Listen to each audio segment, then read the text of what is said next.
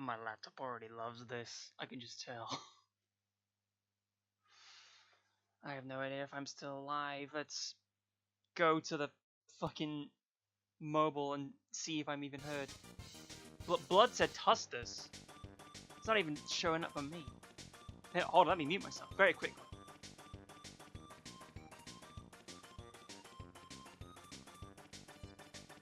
Why, yes, I am live. For a fact. Okay. So it has been a long time since I last streamed. I apologize. Things are all over the place, truly. And I don't know why. I just don't know where I'm at, really. Also, I have no idea why I can't change the thumbnail of the stream. It just is gonna be the Misery Mondays bonus stream thumbnail, unless I can figure out how to change it back to the previous thing that I had. And it's not like I can actually go over and change it on my laptop, because it's not liking it right now. It pretty much is not. So, yeah, as you can read from the title, what we're going to be doing today is we're going to be playing a tiny little bit of Ace Attorney Investigations Collection. We're going to be doing the Prosecutor's Gambit, because it's the official translation. And as you know, from the last video you saw on his channel, I am slightly familiar with the entirety of that whole story. But it's through the lens of the fan pack, so it's got to be different going through it like now.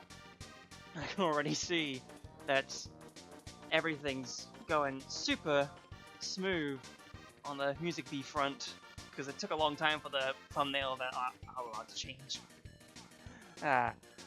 Okay, so, while it has been a long time since I last streamed, I almost forgot my points of mention. So, let's go over the 3 points of mention. Hopefully there's not 4, because I only know over the 3. So, the first point. Feel free to ask any questions you want during the stream. I'm always willing to look at the chat to read anything, because, let's face it, there's nothing else going on in there anyway. I'm always looking out to hear what you feel and all that shit. Oh my goodness, all the silence. Just keep things civil, and everything will be fine. Okay, so the second thing is that I have... Oh, it's just because of the thing. Music! Fan will boost me at that time. So, you can find me over on Twitter, and you can also find me in my Discord server by going to the About section of this channel. There's 2 links there you can find. There's also one at like the top of the About section. And if you go to my main channel page, it's like a banner at the top. You can see the link to those 2 as well. I'm not necessarily active in my Discord server because there's no one there, and I admit that entirely. So it's all my fault for being rude and not talking too much in there. But hey, it's there as an option.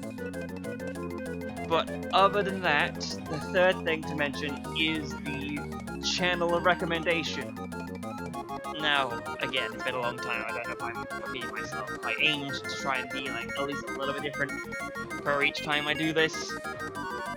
And I figured the best person to really recommend this time is gonna be the man himself, Nintendo Capri Sun, because, of course, he's the one who did the playthrough that I edited and made a video about, and all of his other Ace Attorney playthroughs are stellar, fun times, and he does a bunch of other games too, so you can go and check out his channel, all that stuff, and enjoy your time with it, because there's so many things you can watch from him.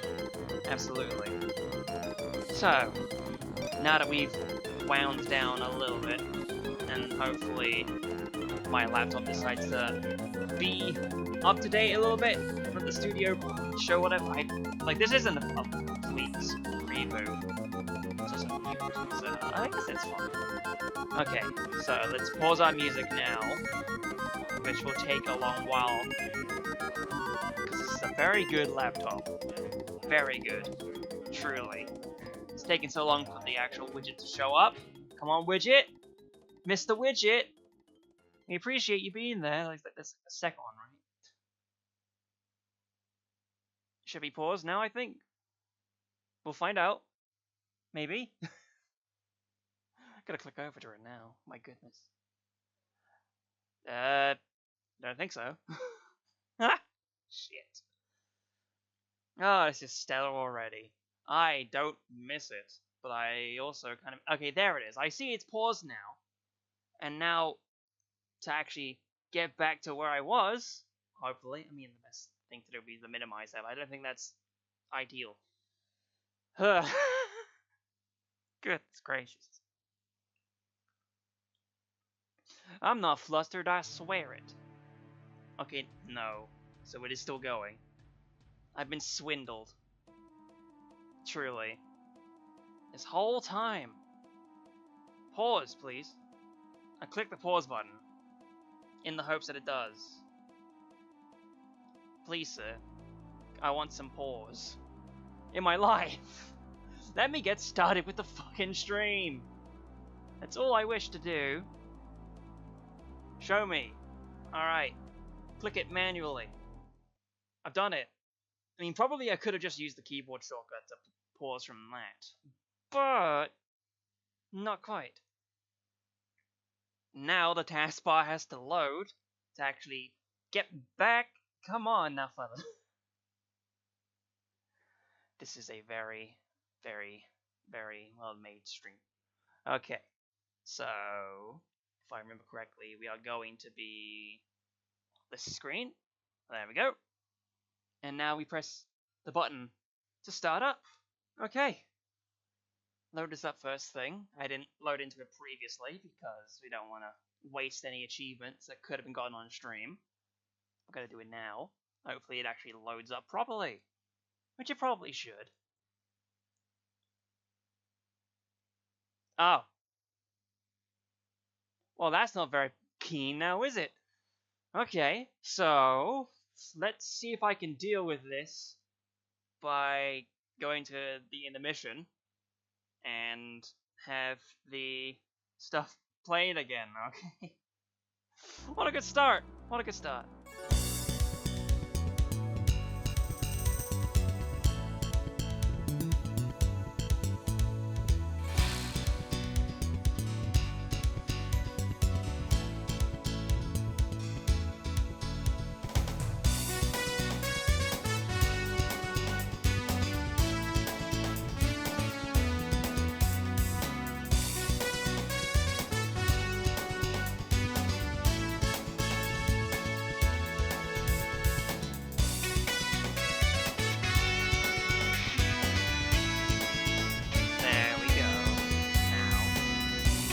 Supports an auto-save feature. Oh man, auto-saving.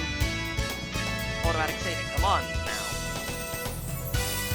I always have to click onto this thing every single time now. It's tempting me to do. Okay, fine. F-O-I-N-E. Fine. Hopefully. I would like to see this happen. Okay, there we go. Yeah! Downloadable content found! Because pre-orders, baby.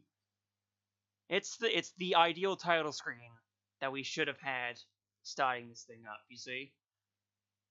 Because we have called our lawyer, and I will finish that quote sometime else. So, here's everything. Now you may see the continue button, that's just because the demo data can be brought in from that. And I think the best place to start, of course, is the options menu. So we have all these options to choose from. Screen shaking, screen flashes, vibration, text skip, which we'll keep off. Text video transparency. Low is okay. Wait time is 1 second, we don't need to worry about all that. We can change the audio. Change the soundtrack to arrange all the original. Interesting. I mean, I guess we'd be fine with that. So I could bump that up one more notch on my end. And then we can choose our art style between the HD chibis and the pixel art. And I think the HD ones from the demo that I saw, they might prove more interesting to go through like that. Language, of course, PC settings, Mouse controls click. We don't need to worry about that. Change that to like 16 by 9. Cool. Yeah, even though the stream's only like 720. Windowed, VSync, cursor lock, run control start hold. Yeah, it should be all fine. We can choose to go in autoplay if you so desire, but we're not going to do that. We're going to travel through the game on our own. So you can choose between this and this. It's incredible. You can choose the episodes as well. I don't want to see the episode titles. We're going to be seeing that as we do. We have episode 1, Turnabout Trigger. Let us go. Honestly and truly. Woohoo, everything old is new! Playing the game of HD chibi characters.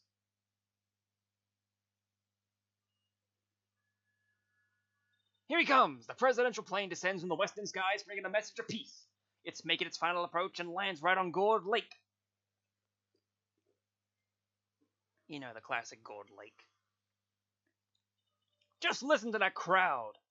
Welcome, Zengfa. Welcome, Mr. President. And now, sir, your audience awaits. Open the door. Get on the floor. Honored friends and allies, I'm here today to deliver a message. The odious, scribbled and dogged my beloved nation are no more. Thanks to Prosecutor's office of your great country. And a gun. Mr. Gun. You have our most heartfelt gratitude. However, our friends, do not forget, the battle against evil rages on. Here today I make you this solemn promise. We shall crush the wicked with the righteous hammer of justice. Pew. Ah! It's the sound of a scream, if you didn't know that already. Dun dun dun! Call the prosecutor's office. Get Miles Edgeworth here right away. If anyone can solve this, he can. In case you needed to see that image again, there it is. It's very good. I'm also going to check something very briefly, which involves pressing, like, the P button. I press the P button. I don't even think it's going to. I doubt it.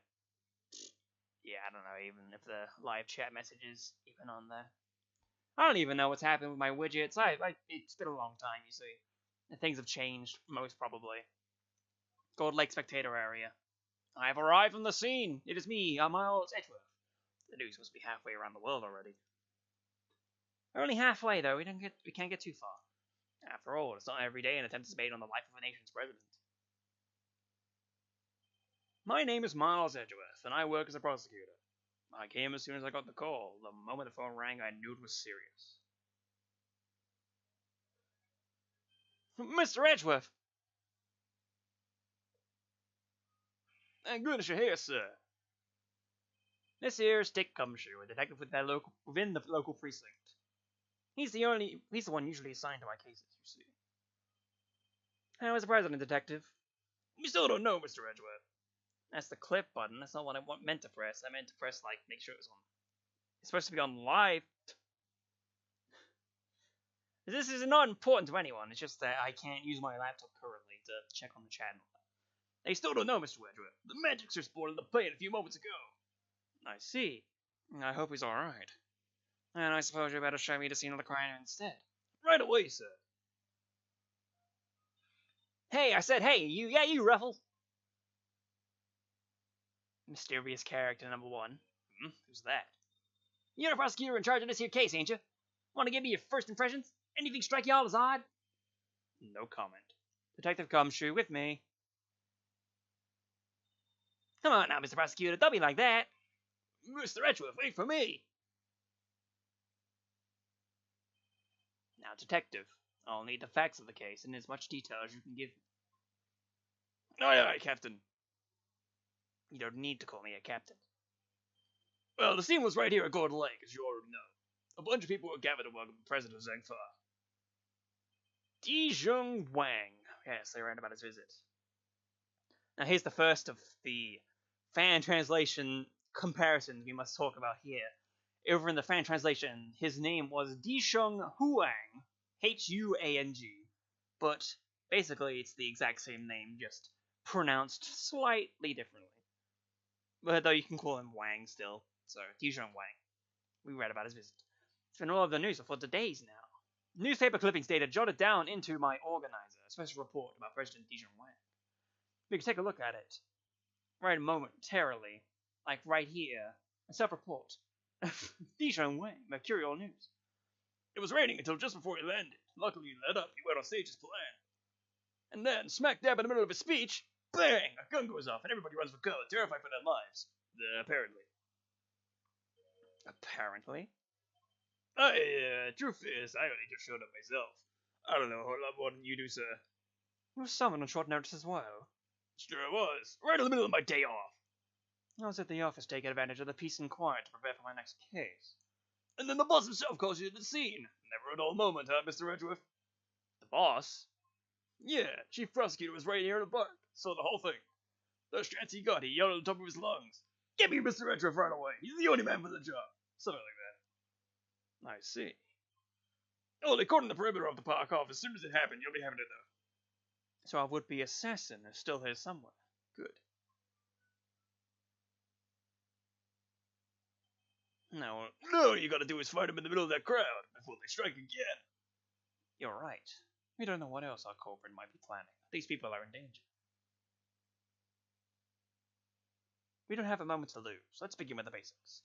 And search every inch of the crime scene for clues, no matter how insignificant they may seem. Precisely. President was shot at, which means a gun was involved. That's our first clue. Gun! President was shot at. Security was tight for President Wang's speech, but he was still shot at somehow. Alright, duly noted. Detective Gumshoe, how exactly was the security details surrounding the president's speech organized? Well, sir, our officers were mainly focused on securing the perimeter of the park. The president's people was in charge of the rest. He has his own team of bodyguards. See those guys over there? Maybe you should ask them a few questions. If I want to talk to them, I'll need to walk over and press A. Press the A button to press the A button. And yeah, you can apparently use both sticks to move around, as well as the D-pad. As like if you're using the D-pad, you have to you have to hold the B button to run around with the D-pad. It's very funny. Can I help you? You're one of the president's bodyguards, correct? Could you tell me how this security detail was arranged during the speech? Oh, me, oh my. Two of the senior operatives were attached to the president. The rest secured the stage. This isn't a first radio. Anything suspicious in that crowd and we would have spotted it right away. I see. So the president's security was tightly orchestrated for the duration of his speech. The event security. The president's security was detail was on the watch for any suspicious activity. Shoo shoo. Let's investigate further. We should speak with our witnesses and continue to look over the crime scene. We can't afford to leave any stone unturned. So that's how you go about it, huh? Sure is something. Seeing the process of work. Cash it all about what happened to an investigation once you got a hold of it? Bystanders. This one seems persistent, but I can't afford to get distracted. I'll investigate this cup. Hey, Ruffles, I asked you a question, dang it. What happens next? Well, we put all the information together and try to find connections, right, sir? Detective! Oh, don't be so hard on the poor guy. So, connections, you say? And what next? Well, I guess you say we connect the dots. Connect one piece of information to another. It's Mr. Edgeworth's forte. He's a logic master. I can view what information I have with the left bumper, and then connect them with Y. That is peculiar how the text has suddenly changed to white, when it should be 4. Weird. Guess that's a small error they might need to fix in a patch. Maybe a day 1 patch. Oh my god, what happened? It just like, my OBS window just expanded very slightly, and I don't know why. Just moved over that. We should try it now. Just a quick press of the left bumper will be off down the path of logic. Security was tight for President's speech. Put those two together, and bada bing, bada boom. We find out about what happened. Doing things my way. For successfully making a connection of logic. Nice. Despite the President's tight security, the perpetrator still managed to carry out the attack. Completely undetected by a contingent of highly trained bodyguards, no less. No mean feat. We get a lot harder up in here. This would have taken some serious planning. In other words, the assassination attempt was almost certainly premeditated. The president was targeted during his speech, a premeditated attack. We love tax, don't we? That's the stuff, Mr. Edgeworth. The old logic never fails, huh? I have 102 drop frames! Hooray! Indeed, all we need to do is find the right clues that make the right connection between them. Make the wrong connections, however, and will only wind up further from the truth. Which means I must make well-reasoned connections if I intend to draw logical conclusions. Begin investigation! Gold Lake Lakeside Stage. Let's get this investigation started. Time to examine anything that looks suspicious. To examine things, I simply need to walk up to them and press A. And if I wish to speak with the detective, I should use the Y button. Talk with him at any time. Do a little run around. Do-do-do-do. That's the wrong button. You press the top button. Yes, sir. Notice anything about investigating? We can present him my badge. That thing's pretty small. You didn't lose it all the time. The sacred symbol of my office? No, detective, I do not. Guess it's a good thing I'm the prosecutor. I'd have lost 100 this week alone. I mean, I lost my badge at least that often. That's quite a talent. What a doofy. You also look at the profiles. Homicide detective from the local precinct is always on the first scene of any murder investigation. Age 32. And Wang, age 58. The current president of Zhengfa, and an attempt was made on his life as he gave a speech at an event held in his honor. His honor! We don't necessarily need to talk to him. I'm sure we can just go through this. Of course, I've already gone through most of this because of that demo. Hey Ruffles, how's the investigation coming along? Anything y'all want to share? Ugh. Here we go again. I am not in the habit of sharing details of the confidential investigation for strangers. Dang, you sure are one tough cookie. But I ain't about to head back to Chief Lot empty-handed. Do I know that name from somewhere? No, it must be my imagination. Fine enough. An interesting thing that's kind of cool with this collection, of course, you get to see when you've already checked something in these little investigations. You see the little check mark on the thing. Like, you do the thing over there, there's not one there, but yeah, you know. Investigate properly. No! I was as surprised as you, sir, but there's no mistake in it. It's the Steel Samurai, of course. It is the Steel Samurai. Yes, Gumshoe. The Steel Samurai, warrior of Neo or Tokyo. It's a popular TV show. Old, young, it doesn't matter. It truly has something for everyone. Beats me why they had a Steel Samurai balloon at the welcome party for a foreign president. It is a little odd, although now that I think about it, what better hero to represent our nation? I must scour the scene and inspect anything that catches my attention. Yeah, that's one thing that's definitely a change between the fan patch and this localization, is that the inspecting every suspicious looking nook and cranny line has been changed to that, which is interesting. Breaks your heart, don't it? It does. What villainy could have been befallen him? Witnesses said he popped right about when the gun went off, which would strongly suggest that a bullet struck the balloon. Pop balloon, pop the moment the gun went off. Pierced by bullet. Shoot, shoot, bang, bang.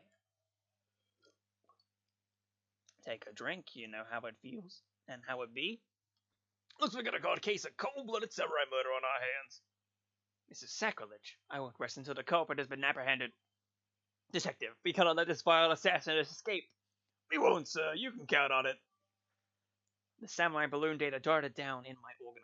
Started out floating to the right of the lakeside stage, but has since been popped. What could have popped this samurai balloon? It's the flag of Zhengfa. The key motif is a blazing red phoenix. Wait, what's this? Something the matter, sir? You don't see it, detective? There's something unusual about this flag. Compare it with the one on the other side of the stage, if you will. Oh, that's a beauty mark right there. Just look at it flapping in the wind. It's immaculate. Exactly, which is how a flag should look. And yet here we see quite a different picture. One thing in particular stands out, don't you think? Right, of course. Give up. Come on, spill the beans. You can lead a horse to water. I'll just have to move the cursor to the problematic spot and highlight the difference with the Y button. Where? Oh, where is the incorrect issue? I mean, you're looking at the entire flag. Of course it's going to be that area right there. Look closely. Do you see the hole? Whoa, look at that. You're right, sir. And note the burn marks around the edges. That's a bullet hole. There's no mistaking it. A bullet hole? So you're saying a bullet went through this flag?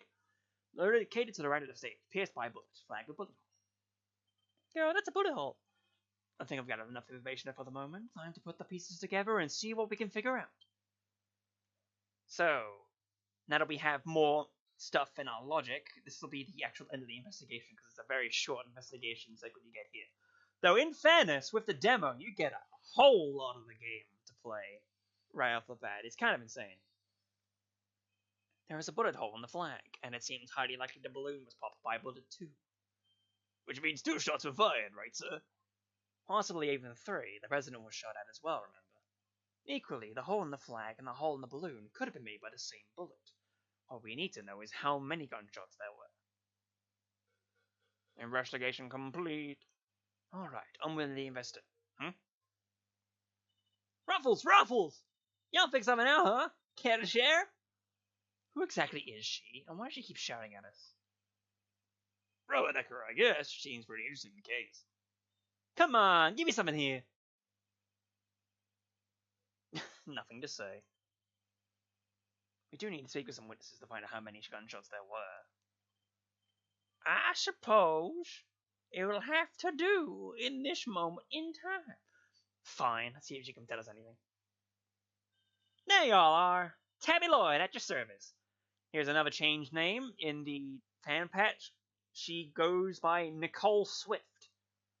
Now, I feel like Nicole Swift is a decent enough name for the, like, if you're just going for a blunt, to the point name. But Tabby Lloyd, that's, in fairness, quite a good name to have. So, Tabby Lloyd, as you can see from this text box, the Lloyd is the name for that. When there was mention of Miss Lloyd in the text from one of the screenshots to, like, as a preview, part of me just kind of knew that it was going to be Tabitha or Tabby as her first name. But that's details. I'm looking into the case for, well, just for me right now, but... Looking into the case? What's going on? Miss Lloyd, was it? Miss Lloyd, that's something like you... Well, what can you tell me? Any exclusive details you want to share? How about the perp? Have they made any demands? What about them rare ruffles? What does a fellow buy a cravat like that? Shut the fuck. Will you be quiet for a moment? I'll be asking the questions here. Dang, and here I thought I can get me something juicy for my piece. I need to know about the shooting. Can you tell me how many gunshots you heard? Why, I most certainly cannot. Beg your pardon? I beg your pardonness. I can't just be handing out leads for free. That stuff's my livelihood. Oh, come on. Don't hold out on us. We all gotta share sometimes. Me? Hold out on you? What if y'all are gonna be like that? I'll be moving right along. Goodbye. Wait. Wait for what exactly, huh? Huh? If you got nothing for me, I'm gone. We're fresh out of moves here. Out of moves, huh? I wouldn't be so sure. What do you mean, Mr. Wedgworth? As you know, Detective, I like to play a little chess. And what does one do in chess when an opponent adopts a defensive position? Well, I hope you're used to chess metaphors, because this game has a fuck ton of them. Why, the board offers many number of options, but some are more effective than others. Sorry, sir, but this is all going way over my head. I'd rather play checkers. No matter how impenetrable an opponent's defense may seem, it can always be overcome. Watch and learn, Detective, as I shatter my opponent's resolve with the power of words. When attempting to draw out an entrenched opponent, one must employ certain tactics. Let us picture the board and see if we can anticipate our adversary's next move. Welcome to Logic Chess. Even though it's not called Logic Chess anymore, now you must analyze the state of play. Y'all ain't getting nothing out of me, not until you give me something in return. I do love how the chess pieces look in this collection. Look at that. It's very clean in comparison to the jagged ones of the original DS game, but that's to be expected with a DS game. My opponent has dug herself in deep. Her defenses won't be easily broken. But I can't afford to try out patience by taking too long to plot my next move.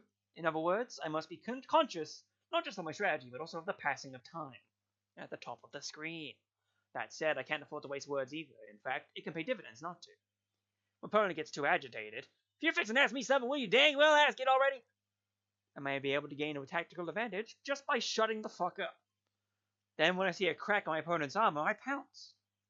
I should begin by finding out what it is that she does. Alright, time to make my opening gambit. Mind chess. Commence! What is it that you do? Why don't you begin by telling us about what it is that you do? Sure, or I could totally not do that. Think I don't know when to keep my mouth shut? That's my job. Is it now? So you do something you won't or can't tell anybody out? No, shut up! I ain't no lawbreaker, that's what you were insinuating. Oh, she's too agitated, so we gotta pass the time. By being quiet. I see that Discord notification. Oh, it's an image.png. Oh, I can't look at that now. We're playing video games. I'm a law-abiding everyday citizen, and you got no reason to say otherwise. Oh, forgive me, I meant nothing by it. If it's something you can't tell me about, I imagine it must be very important work indeed. Huh? Well, sure, I guess. These ways will be once I'm back when I need my first big scoop. Scoop? What was that about scoop? I see. It's a scoop you're after. So you're a journalist, is that correct? Oh, diggle dang! Sure, I'm your friendly neighborhood reporter. A hungriest cub on the beat. And it's the mystery of what she does for a living solved. Perhaps our hungry young cub has gathered information vital to the case. Let's make it our next line of inquiry. And our time gets refilled in order to doing whatever. The opening move's concluded, the mind game approaches. The mid game approaches. What else does she have to tell us?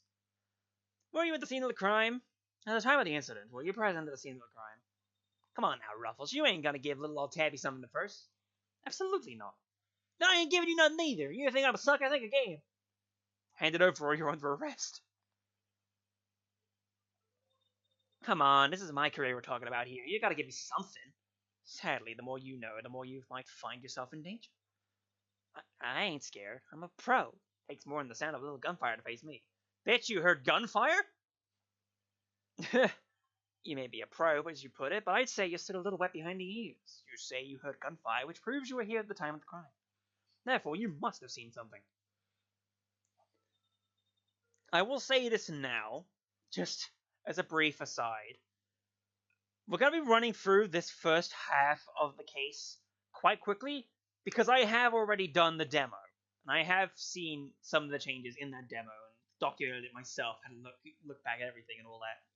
So we're just going to be like moving from point to point here, but after we get past the to be continued of this case, we're actually going to start doing other things. Because, you know, I want to find out how much has changed. I want to try and investigate as much as I can.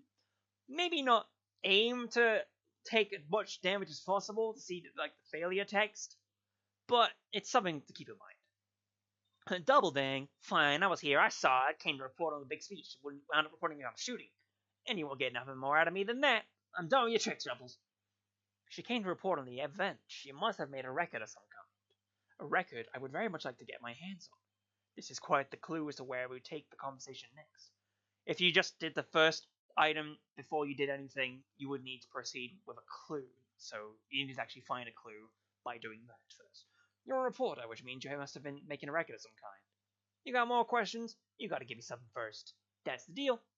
I am not in the habit of making deals. Now tell me what I need to know. Sorry, Ruffles. Can't help you. Time to deploy my clue. You must have had a record of your reporting.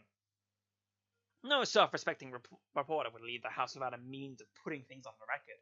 Look at that night as well. So tell me, Miss Lloyd, where's yours? Of course I made a record. I told you I'm a pro. Dang near wore my shoes that are running around on this one. Which is why I'm not about to just hand it over to the first person who asks me. I'm not just anyone, young lady. I am the prosecutor in charge of the case. Don't you young lady me. You ain't getting it, no matter how many times you ask. I'll young lady you as many times as I like. Fuck you specifically.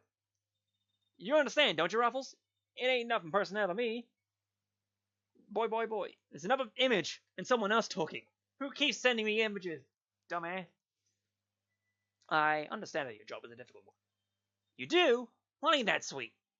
And in such a competitive field, you must sometimes doubt that you'll ever succeed. No, I'll go plenty far, I'm sure of it. Yeah.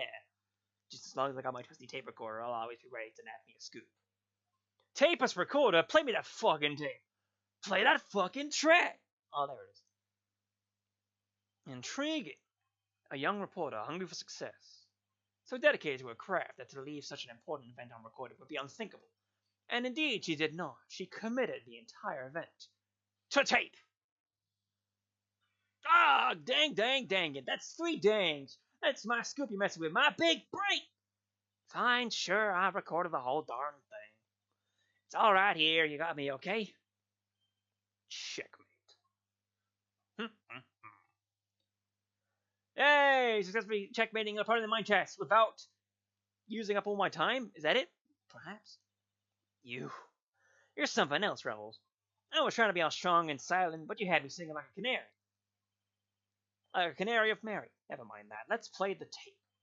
They should finally tell us how many shots were fired. Fine. You can hear it, but I got conditions. You played me like a fiddle, Ruffles. Only Chief ever played me so good. So you gotta agree to be Chief number 2 and be a mentor to a rising star, aka me. Chief number 2, kinda like a second parent. That's a big responsibility, sir. I forgot, Gums, you already know I was doing so good with the voice. And one more thing, I want exclusive reporting rights for the first 24 hours. Come on, you gotta say yes. What kind of mentor wouldn't get a star who was the exclusive, huh? She's a difficult woman to refuse, and I need to hear the recording. Oh, damn, pardon me. 24 hours is more than I can promise, but the story is yours until the case is solved. And the job of Chief number 2? I think not. You're no fun. But I guess a girl can't have everything. All for the sake of the scoop, huh? Alright, you got yourself a deal. I got exclusive access starting right this second, Ruffles. Good. Now the first order of business is to listen to that tape. In full. Work-a-shack. It's my favorite quote. Honored friends and allies, I am here today to deliver a message. The odious criminals that dogged my beloved nation are no more. President's speech. Work-a-shack. The president passionately addressed the assembled crowd, as if trying to shake off the reports of his declining popularity by sheer force of will. That there's me, can't be the little loud commentary to set the scene. The media skeptical just after the speech, correct? You see, he's pretty pleased with you, but the whole yellow grass is right behind him. Well, he should be. This is a great day for all of us. Whose voices are these? Oh, there were these two old guys standing right in front of me. They were whispering away to each other the whole darn time. I know that voice is from somewhere. Wait, the part where the gun goes off right after this. It's music, man. Dum dum dum dum dum dum doo doo doo. The president thrust his fist into the air as the excitement reached its fever pitch. The battle against evil rages on. Here today I make you this solemn promise. We shall crush the wicked with the righteous hammer of justice. 2 gunshots. Bang bang. What the heck? Shakirk hiss. Miss Lloyd's tape jotted down in the organizer. 2 gunshots can clearly be heard. And you can look at the transcript at any time. So 2 shots were fired. Yep, and that tells us something. Something very important indeed. It allows us to deduce the trajectory of one of our bullets. Of the 2 shots fired, one hit the president, which means the other must have passed through both the flag and the balloon, in that order, which, as you can see, allows us to deduce the position of our shooter. The only possible place for which a bullet could have been fired through the flag and into the balloon is in the bottom left. Take us that. Drawing a line between the flag and the balloon gives us the trajectory of one of our bullets, and places our shooter on the left-hand side of the spectator arena. Bullet trajectory data jotted down in my organizer. You're a genius, Mr. Edgeworth. Detective Gumshoe, I'll need to examine the left side of the spectator arena. Roger that, sir. So you need me to clear all those people out of the way, I guess. I do, and whatever remains to be found may already be deteriorating. So I'll need you to be quick about it. Yes, sir. Chief, hey, I'm talking to you, Chief. I suppose you mean me, Miss Lloyd? I surely do. You gotta let me help out. That's my forte. I'm the best crowd herder you ever did see. I'll pummel and push them wherever you like. A very kind offer, but I think a less hands-on approach might be preferable. It's also about this chief business. I'm nobody's chief. Whatever you say, Mr. Edgeworth, sir. Your wish is my command. I somehow doubt that. Salutes. And runs with his glutes. You know it. There you go, sir. It's all ready for you. Miss Lloyd had cleared everybody out just like that. You should have seen it. Oh, you ain't seen nothing. The chief, my other chief that is, she sent him running twice as quick. She sounds like quite a formidable character. Perhaps I should go easier on the poor girl. Thank you, but really, you really shouldn't have. All that running around. Your clothes are covered in mud. Allow me to pay you for the cleaning. It's the least I can do. Huh? You mean my jacket? Oh, don't you be worrying your pretty little head about that. It's reversible. All you gotta do is switch it around, and alakazam, no more dirt. On the outside, perhaps, but you'd still have a problem with the inside. We're ready to get back to the investigation whenever you are, sir. The crowd has trampled the entire area. We'll be lucky to find any traces of our shooter at all. Bush dish, bush bash, go to Lake Spectator Arena. There's many places we can go. We can look at this van. The television truck appears to be stuck in the mud. Reminds me of the time I pushed your car in that ditch, sir. Then you just drove away and left me there.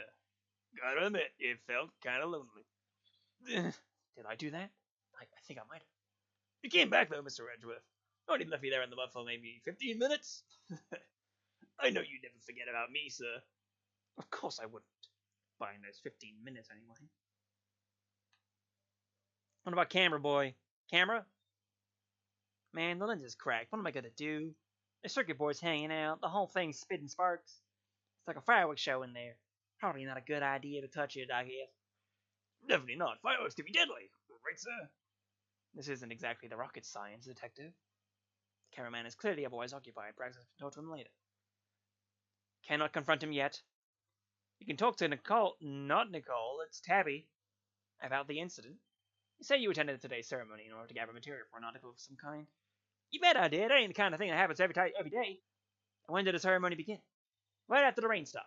You got lucky. It was raining all morning before that. Anyhow, the president's plane touched down right about 1:45, and the speech started at 2 on the nose. What about the shooting? Must have been maybe 20 after? So 20 minutes after the ceremony began. Yeah, shots rang out, tearing through the air only moments before they've been alive with cheers. Then tragedy. The president dropped to the floor, fell by an unknown assassin's bullet. It's 2:25 p.m. on 1/25, reporting to you live from the scene here at Gold Lake. What was that all about? Sorry, just making some voice notes. Gotta get those ideas down the second they come into the old noggin, you know. Ain't every day you get to report on the assassination of a president, after all. It's dramatic, it's emotional. It's got everything I need to write an article to push the breeze right on there, so I'm right there at the scene. And did the president really drop to the floor? Officers on the scene have said his bodyguards escorted him straight onto the presidential plane. Hey, y'all can't blame me for getting a little carried away now, can you? Better take any testimony she gives with a good-sized pinch of salt. Okay, fine. Let's talk about you. Well, this is quite the situation, wouldn't you say, Mr. Edgeworth? Who was he again? It's Payne, Mr. Edgeworth. Winston Payne. We work together at the prosecutor's office. He's a prosecutor? What brings you here today, Mr. Payne? What indeed? Why, only at the invitation of the chief prosecutor himself. His voice. I recognize him from the tape recording.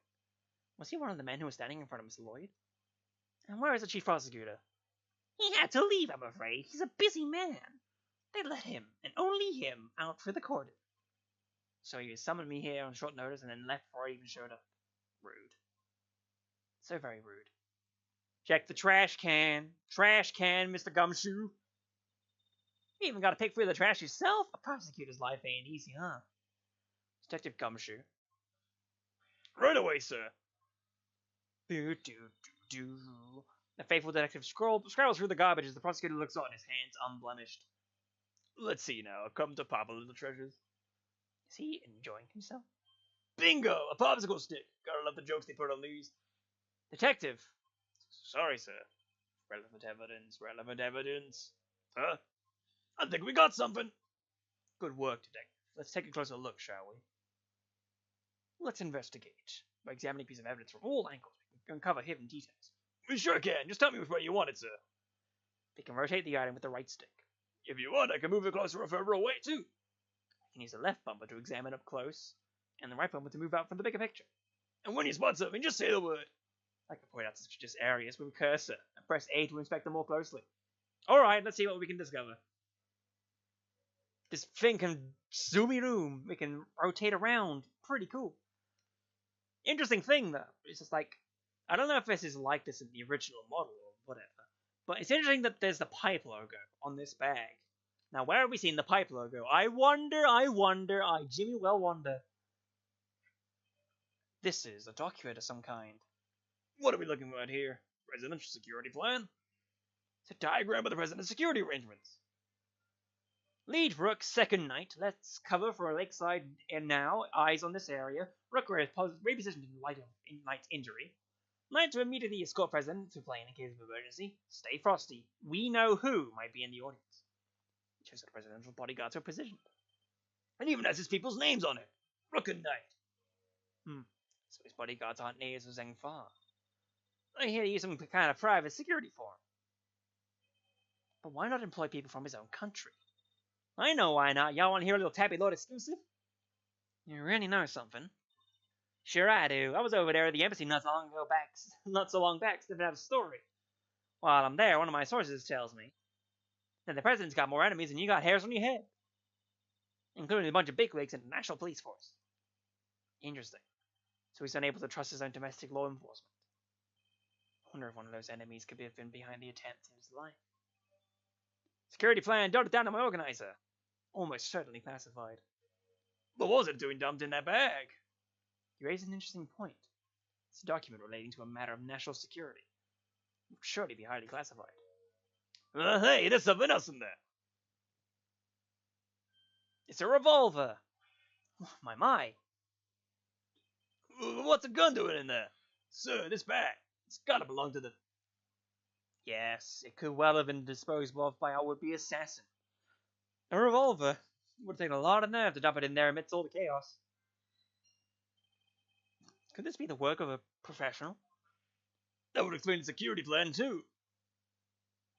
I think we need to take a very close look at our latest find. Have it spin around while I take a drink.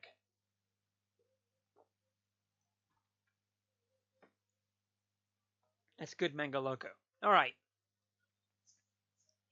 The pot is called the grip.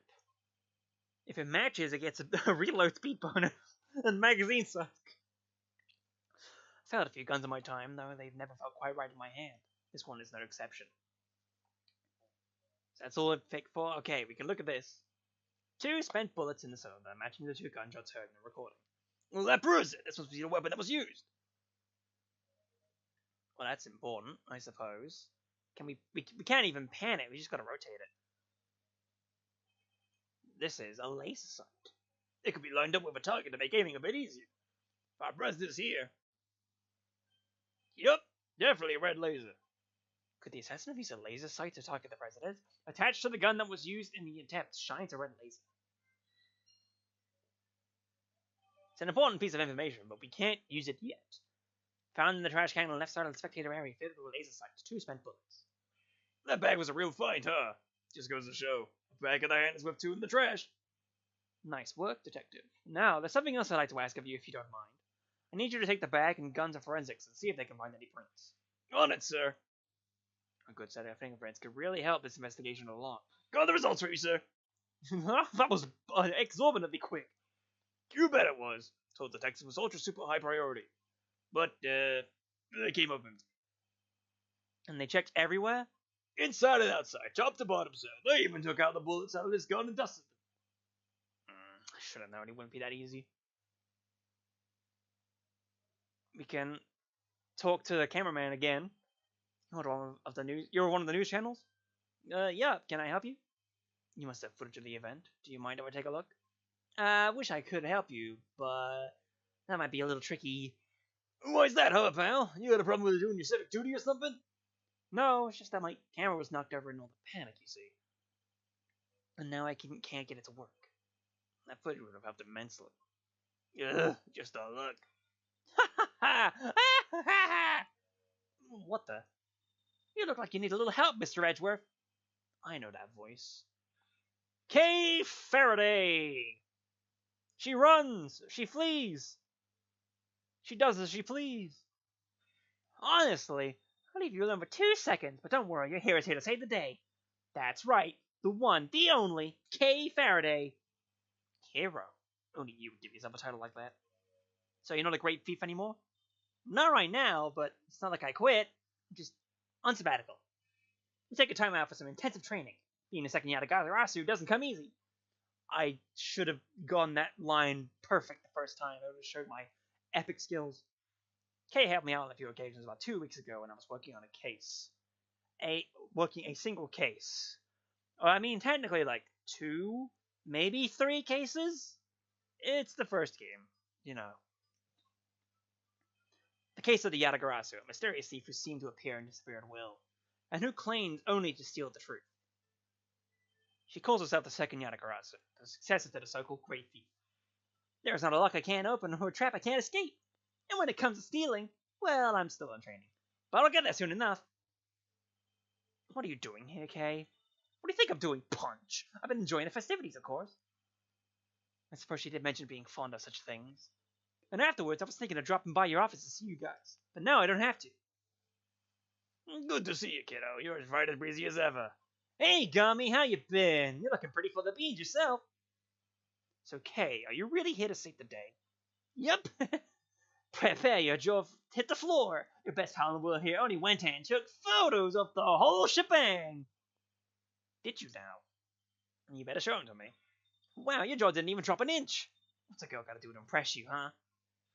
I know, right? Mr. Prosecutor here is about as much fun as the dang toothache. Won't even let me call him Chief.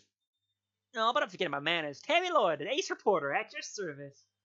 Nice to meet you, Tabby. You're right, he is no fun at all. This one time You two can chat later. Kay, can I see those pictures? Boo! Fine, here. I took this one right when the gun went off. It was total chaos, people running everywhere. The president and his 2 bodyguards. The names on the security plan were Knight and Rook, I think. What's that? Thank you indeed, Kay. I think you've provided us with a vital clue. Hooey! Your eyes just lit up like a pair of dang Christmas trees. Well, Mr. Redruff, care to tell the readers what you spotted? A contradiction. Indeed. Huh, what now? I don't see nothing strange. Allow me to show you. This picture shows the moment of the incident, but another piece of evidence shows something completely different. I need to highlight the point of contradiction, and then employ my powers of deduction. First, to find a contradiction in the photograph. Every time I do, it makes me laugh. Yes, this is it. I'll simply press Y to make my deduction. Deduce. On his exact eyeball. The evidence that provides the contradiction.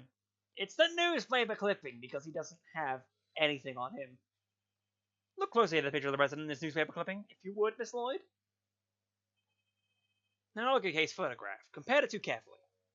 Huh? What am I looking for here? Well, I'll be. Indeed. There's something on the president's forehead. Something that wasn't there in the other picture. What is that? Some kind of birthmark? Yeah, guy's got a big red birthmark right on the middle of his forehead. Red birthmark. Over in the fan translation, it's a red mole. Given the title of NCS's second episode, Molly, Molly, Molly. But hey, plenty more where that came from, alright? Photo shows a red dot on the president's forehead during the attack. The red birthmark. I hardly doubt a birthmark just sprang up there since the other picture was taken. Did he get bitten by a bug then, maybe? Yeah, that's it. That right there is a big old bug bite. And here I thought it was something important. The look on your face. The look on your face! I should know that Rose to the truth is paved with just such seemingly trivial details. Ooh, again with the face. Alright, duty noted, Chief. Case photograph data jotted down on my organizer. Photograph of the president at the exact moment the incident occurred. And now we can investigate. We can even talk to Kay. She's like, hey, Mr. Edgeworth. She says that. Her name is Kay Faraday, by the way. Did you like my big entrance? Bet I really am. You're here now, huh? Well, your evidence helped things along, certainly. Hey, I'm the second Yatagarasu, remember? All in the day's work. Kinda wish I could show you how far I really come with the whole Great Thief thing, though, huh? Training, you mentioned? About that. Don't worry, I haven't stolen anything yet. I promise. Not a once. About the incident. Tell us more. Yep, no doubt about it. If you compare the pic I took to the newspaper clipping, the red birthmark stands out like a sore thumb. That's a contradiction, all right. Indeed, though I very much doubt it's due to a birthmark suddenly appearing. Oh, that reminds me. I might have to steal that line of yours. The road to the truth is paved with seemingly trivial thefts. Funny, I don't remember that being the exact sequence of words I used. Why just rob a house when you can rearrange the furniture too? You may call it rearranging, but I called it irretrievably corrupted. I wonder if we can present the photograph to her. That red dot. Wait, I know what it is. Some prankster must have snuck up while he was sleeping and... So you were saying that this picture is irrelevant? That it's worthless as a piece of evidence? Hey, it's anything but worthless. After all, I took it, and taking things is what I do best. Okay, so nothing yet. I think we need to do the logic. However, I need to take like a brief pause. So, instead of listening to music this time, the intermission, we're gonna go to a temporary thing, something experimental. I don't know if I'm gonna keep doing it, but we're going to the living room. All right, the music's there, but we're gonna sit ourselves down here.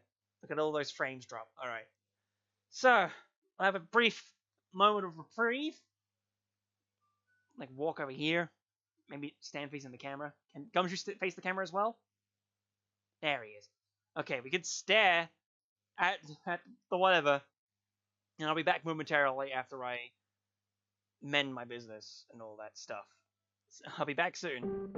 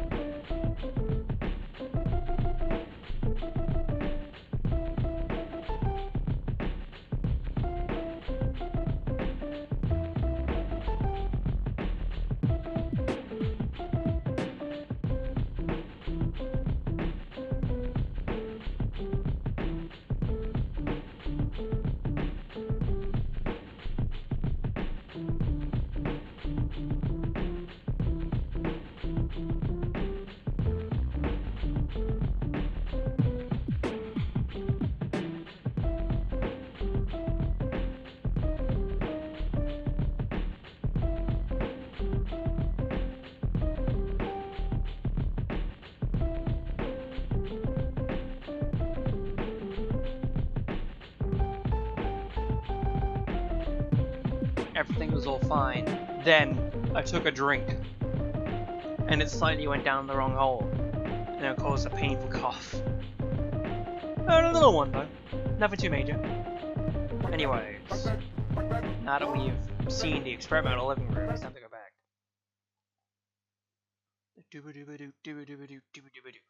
Alright, logic. So we can't do the assassination attempt. We can't do the 6-shot revolver just yet. However, you have the laser sight and also the red birthmark. Of course, those have to be connected somehow. You're shining a little laser pointer on the fella's face hole. I have solved the mystery of the red birthmark. Really? So it wasn't a bug bite? No, what we're dealing with isn't something that would itch for a day and then disappear. It is, in fact, the beam of a laser sight. Then our killer was aiming to shoot the president square in the forehead? And shortly after this picture was taken, a second shot rang out. Yeah, that's gonna do more than that. Indeed, I fear the president may be in even more danger than we thought. And the gun we found was the weapon used in this crime scene. Revolver data updated. 2 bullets were spent using the attempt video of a laser sight. Sick stuff. Why would the perp use a laser sight, though? He's right. You stand out like crazy using something like that. Pew pew pew. It's not like you can just go around shooting lasers all over the place. No. And anyone who saw it could trace it right back to the shooter. Seems like a pretty bad idea all around. No, I almost forgot. I took a couple more pictures. Maybe the laser sight's in one of them.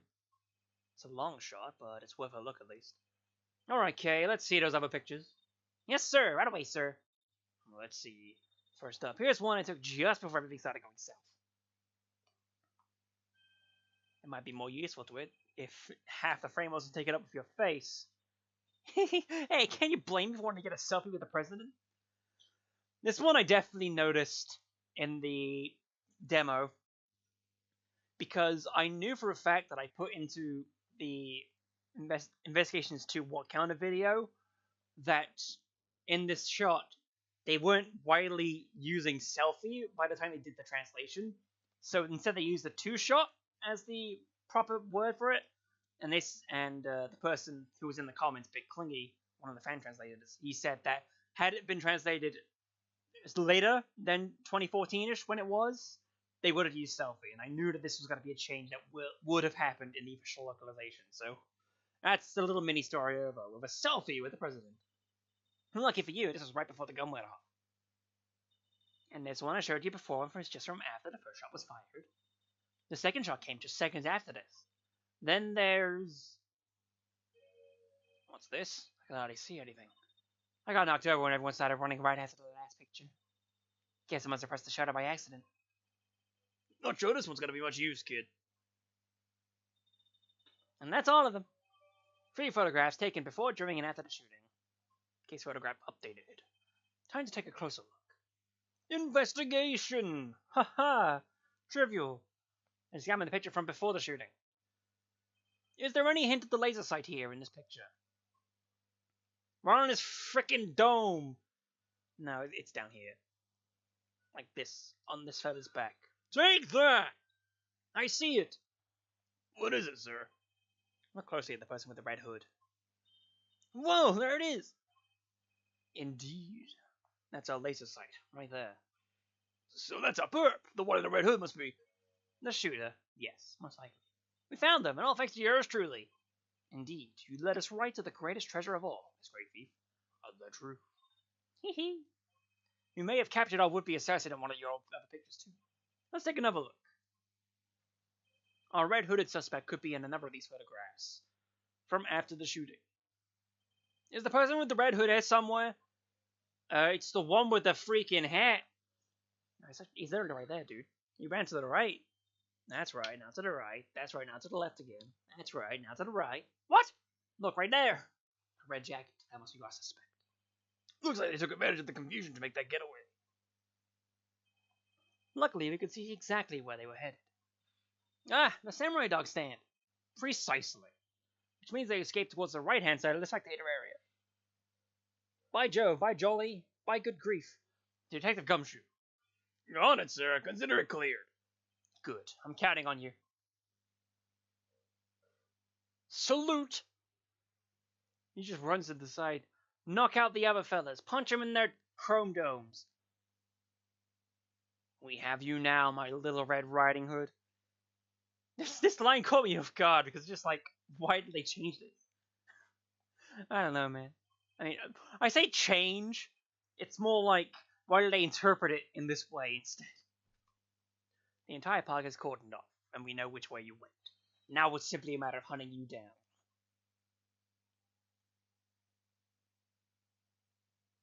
Waggle that finger, Edgeworth, to continue our investigation. The evidence here somewhere, all we have to do is find it. The umbrella, samurai dog, so you have to inspect the gate over here. I must scour the scene and infect anything that catches my attention. Like right there. There's something red down there. Detective Gumshoe, can you see what that is and understand, please? There's something down there, alright. Let's see. A red raincoat. This must be the one the suspect was wearing. They must have taken it off and hidden it under there before they made their escape. The red raincoat data jotted down in my organizer. So organized. There's this too down here. What is this? A red button. Hey, do you think? Seems it was torn off or something. Found near a samurai dog stand. Could have been dropped by a red-hooded suspect. Yes, it certainly seems likely. There's nothing of interest here. Oh, right, you gotta press this. There's nothing unusual about the left sleeve. Nope, it's not inside out and the button's still attached. Seems entirely too neat to have been removed in a hurry and thrown on the ground. The sleeve. It's inside out. The button is missing too. A button is missing? What could it mean? My logic. Put the logic together. The 6-shot revolver and the red button. It's like a cap gun except it shoots buttons. The button we found seems to have come from this raincoat. It must have been pulled loose when the killer took it off. The right sleeve's inside out too. It seems it was removed in a hurry. Fast enough to tear a button off, no less. I surmise that our assassin disposed of their gun and bag in the trash immediately after the person was shot at. Then they slipped into the panicked crowd and moved from the left to the right side of the spectator area. This was because they knew the trajectory of the bullet would point to a shooter on the left side. Finally, they removed the raincoat and hid it under the Steel Samurai's samurai dog stand. The killer would have needed to get rid of the coat as soon as possible, hence its hurried removal. The fact that the right sleeve is inside out is a testament to how quickly it was taken off. Yup, and that is the missing button. The question, of course, is why didn't the same thing happen to the left sleeve? No, yeah, only the right sleeve is inside out. Indeed, and the button on the left sleeve is still securely attached. So, what does this mean, Mr. Redriff? If we had to answer that question, Detective, we'll need to inspect the raincoat in more detail. Let's take a closer look at the inside of the raincoat. Detective Gumshoe. Yes, sir. It's unfolded. Also, it's flat as shit, because it's fabric on the ground or something. This is a blood stain. And considering where it's located, let's say the blood belongs to our would-be assassin.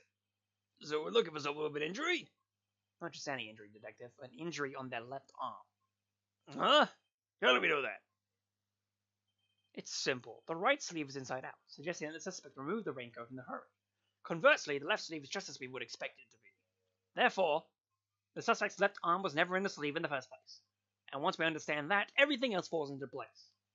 Now, Detective, there is a blood stain on the left sliding on the raincoat because the suspect's arm was too injured to fit right for the sleeve. Precisely.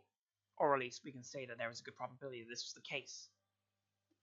My raincoat data updated in my organizer. There is a blood on the inside. The person who was wearing it must have injured their left arm. The pieces are starting to fall into place. Investigation complete! B. Detective Gumshoe, we need you to go and search the crowd for likely suspects. Yes, sir! Suspicious characters with injured left arms, coming right up. He poofed out of existence. You're even smarter than you look, Ruffles. Taking all the itty-bitty pieces and putting them together like that, you'll have your man in no time. That's Mr. Redriff for you.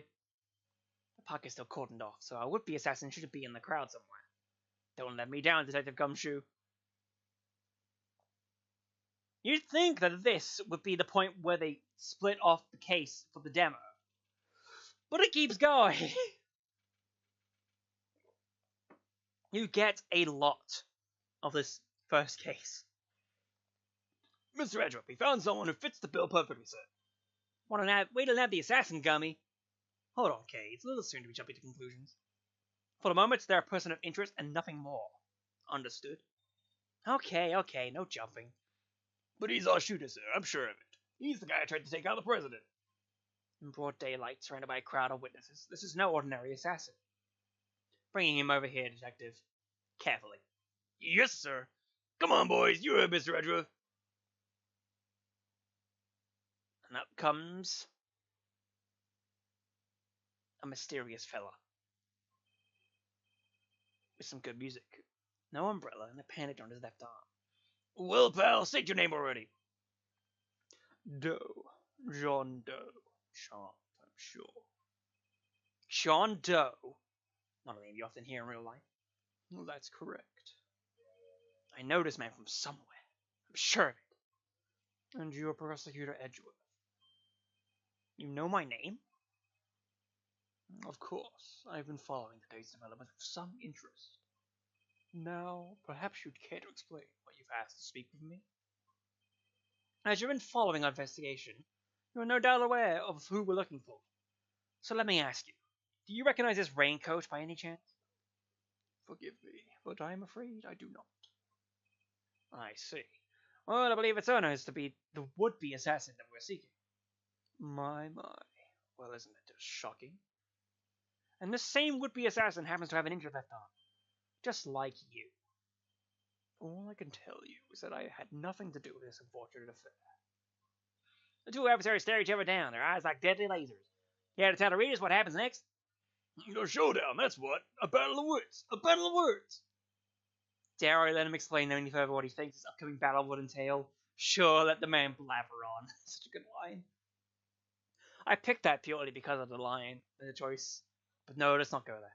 Detective Gumshoe, if you're quite finished leaking my professional strategies to the press. Yes, sir. Sorry, sir. Thanks a bunch, you big old grouch, as if it would have done any harm. Doe's deposition. I can understand why whoever wore the raincoat would be of interest to you, but you have no proof that this person is injured as you claim. My left arm may be injured, but I can still use my right. When it started raining, I simply opened my umbrella. No raincoat required. So you contend that you were not wearing a raincoat, is that correct? It is. And is that so strange? Not everybody wears one after all. I happen to prefer an umbrella. Team Raincoat over here, they're perfect for whenever a girl really needs to move. Heck, I don't use neither. Come rain, sleet, or snow, or shine, it's my Earthly Parker every time. The splat face is really weird. Nor is actually the line of inquiry everyone was hoping to pursue. So you see, I'm not your would-be killer. And I'm not in the habit of making baseless accusations, Mr. Doe. Please, I am just a simple ice cream seller. Oh my. Forgive me. My wound seems to have become bleeding again in all the excitement. The owner of the raincoat is definitely our assassin, and said owner also has an injured left arm. I'm on to you, Doe. It's only a matter of time. Doe's deposition.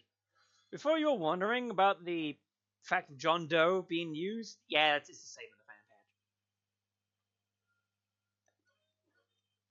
So you can look at these at any point. Over my umbrella, no raincoat required. More depressing. Because I don't remember this one, honestly. So you meant that whoever wore the raincoat is a person of interest.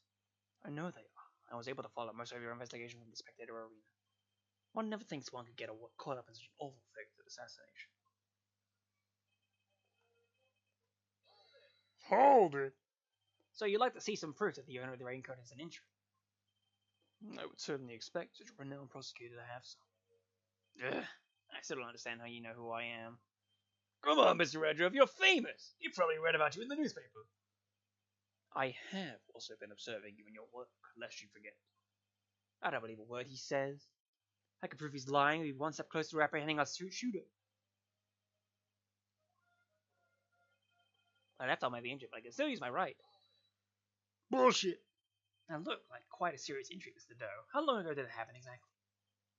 No, not long. That's all you're going to say on the subject? Well, it certainly made serving ice cream more difficult. And stopped me from holding my umbrella while I work. Bullshit! And yet you don't seem to have an umbrella on you at the moment.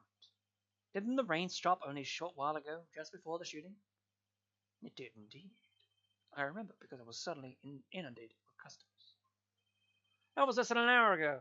Are you trying to tell me you lost your umbrella in that short of a span of time? Yes, that is exactly what I'm trying to tell you. After all, it only takes a moment for someone to steal an umbrella, especially in a crowd of that size. That's entirely possible, I suppose. I had my umbrella when it was raining, Mr. Edgeworth. That is a fact. And then he lost that umbrella to the crowd, huh? Guess it's just one of those things. I suppose you're going to tell me that this wound reopening is just one of those things, too? Well, it kind of is, no? The assassin's left arm is injured.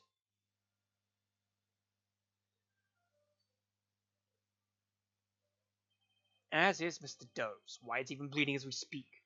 You're right, that is pretty suspicious. Nonetheless, we need to find something concrete that will link Mr. Doe to the crime. I should press the bumper to open my organizer and look over all the evidence again. No proof that the president is injured as you claim. That's probably this, right? Well, the music cue.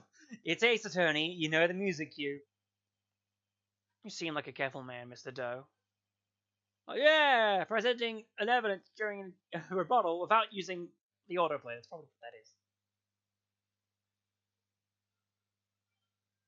I see. Okay, this is the arranged version. It's like I get it now.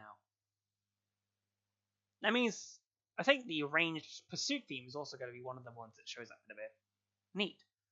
We're not quite careful enough. After all, you left something behind. Something of vital importance. I'm afraid you must have me confused with somebody else. That coat does not belong to me. Or do you claim to have some kind of proof to support your accusation? Your arm isn't troubling you too much, I hope. Your wound seems to be bleeding again. I'll survive, although I can't pretend it's not something of an inconvenience. You have my deepest sympathies.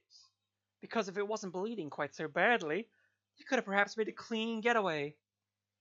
What exactly are you insinuating? As we have already established, whoever wore the raincoat is injured.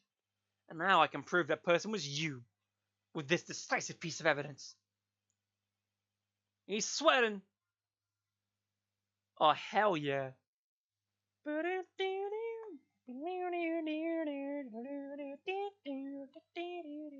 God, this music, man. Finish off the last of my drink to listen to it. Ooh.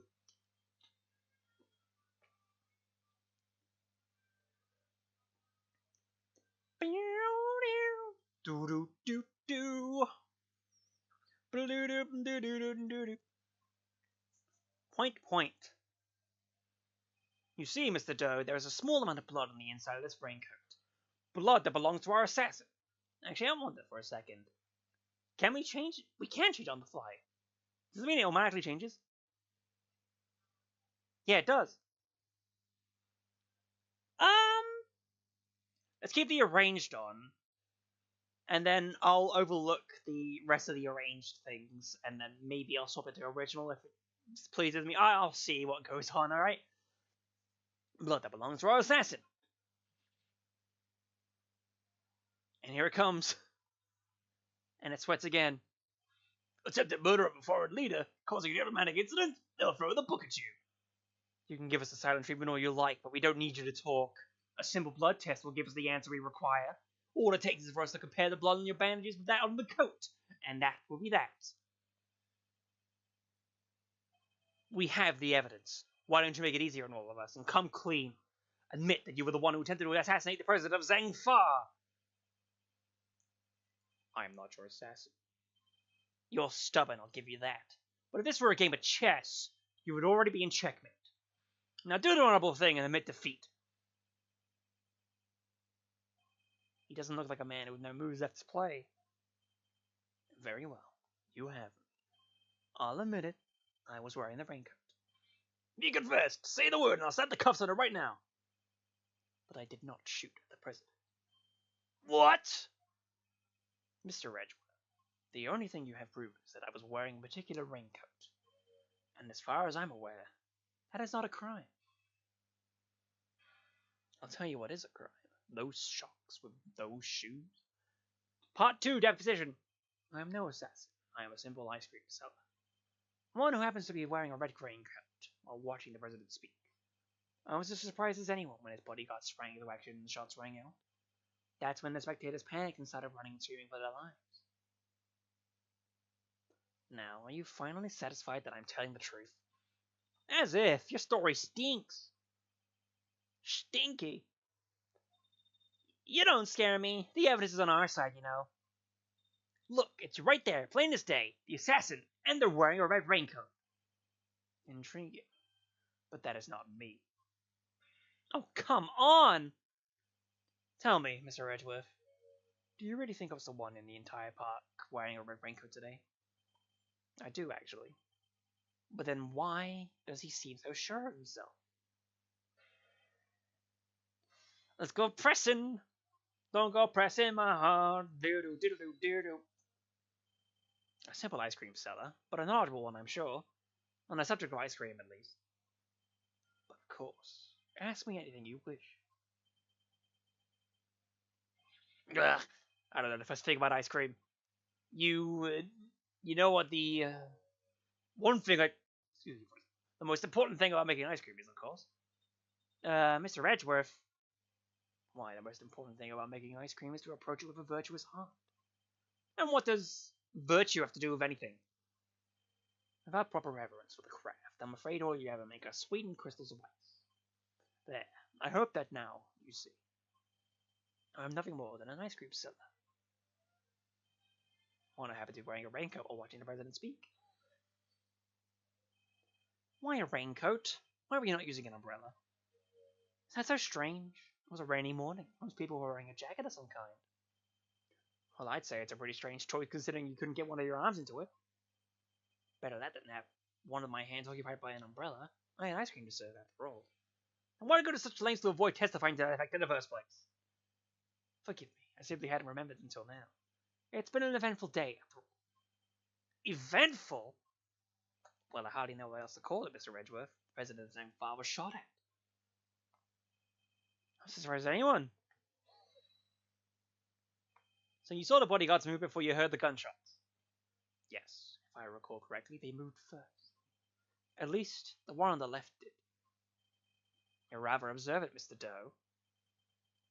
I am blessed of keen eyes. The names of the bodyguards were written in the top left corner of the security plan. And the one on the left was Rook. That's correct. Bastion Rook. Now let me tell you something.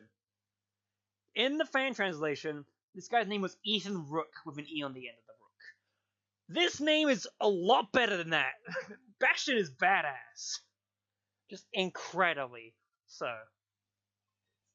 I expect to notice the light from the laser sight. The man is no amateur. Mr. Doe knows a little too much about the business of being a bodyguard for my liking. I'd say our friend here is no amateur either. I'd like you to append what you just said to your testimony, if you don't mind. As you wish. Bastion Rook? Well, bullshit. Oh, it's not bullshit. It's more like, why do you know that? As I suspected. You're more than what you claim to be, Mr. Doe. You overestimate me, Mr. Edgeworth. Oh, then tell me how a simple ice cream seller knows one of the presidential bodyguard's names. There it is, the arranged version. Wanting to find the truth.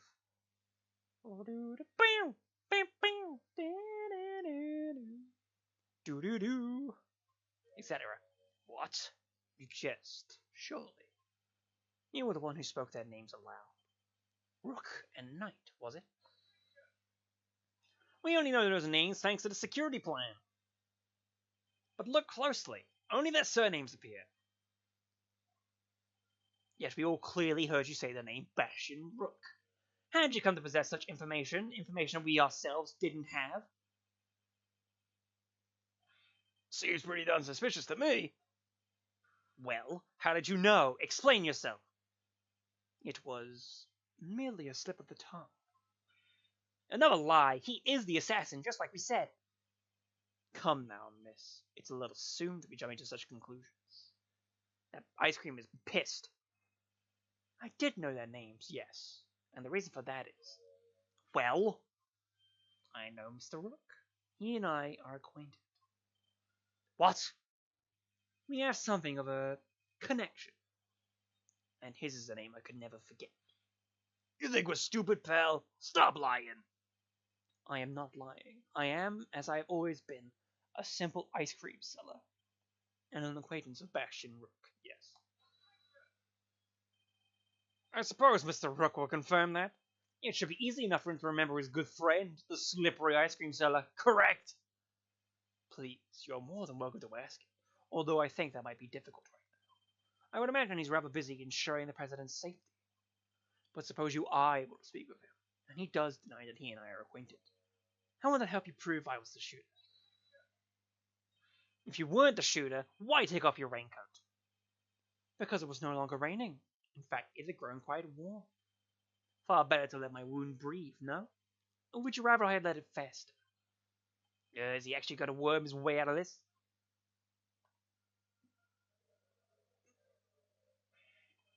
What are you waiting for, Mr. Edgeworth? Hurry up and arrest the man. He's clearly guilty. If I were you, he'd be in jail already. You might be willing to arrest a man without sufficient proof, but I am not. No! Come on, Mr. Edgeworth. There's got to be something you could do. Shocking scenes here as the Carbonal but certain to escape justice.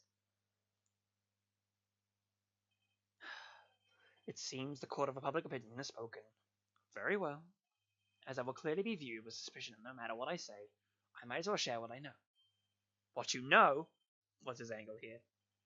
I saw them. I saw another person with a red hood. Are you kidding? It's the person you captured in your photograph. I first noticed them just before the president's speech began.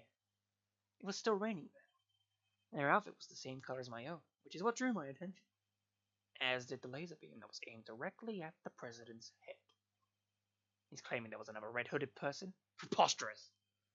I knew that if anyone saw me dressed similarly to this individual, I could fall into suspicion myself, and so naturally I removed my raincoat. So not only did you see the assassin, but they were wearing exactly the same thing as you?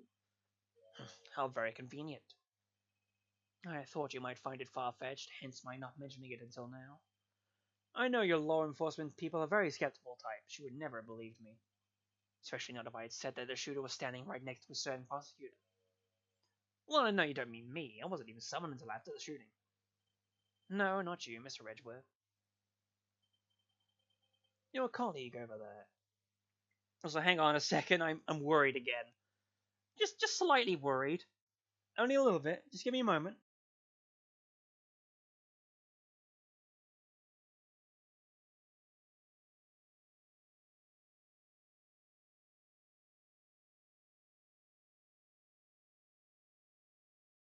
Motherfucker! I goddamn knew it! Okay. So do I have to set the audio properties? God damn. This entire time, I've been hearing the music.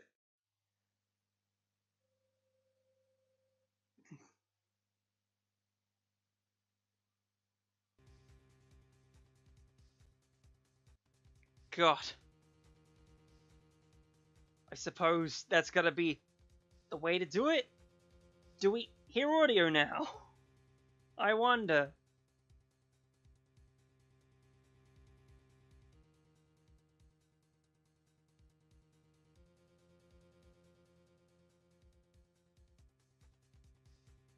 Yes, we do! Hooray! And the best part is, there was no one in the chat. No one would have known. Ooh. Now don't I feel like an idiot? And it's not like I can fix this in post, because it's live. Oh, joy. We love an active chat telling me the things that are important. Oh, Lord. The colleague over there, by the way. Huh? Me? Yes, the photograph will prove it, I'm sure. You see? Right there, in front of the person with the red hood. Well, that's me, yes, but what exactly are you saying? What's his end game here? As I mentioned, I've been following your investigation with some interest, Mr. Richard. And while pondering the details, I noticed something strange. Strange? What exactly? Oh, wait! Hang on. Advanced audio properties. Maybe if I ticked everything, because mic aux is on everything. Should have done this, and then maybe just then it would have still showed up. We'll check again with the monitor off. Perhaps. It's because track 1 is like the actual thing. I feel like it's a dummy. Let's hear, hold on.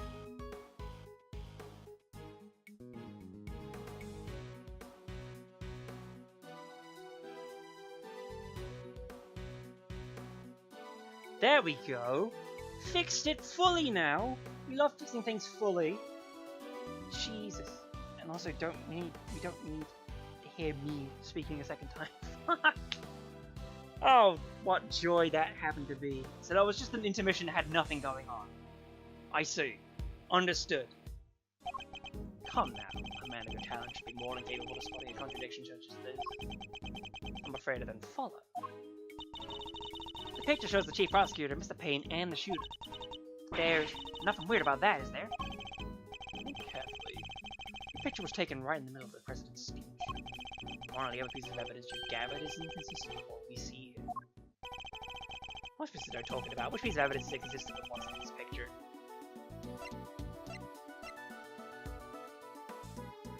Well, it's a revolver, isn't it? Take that!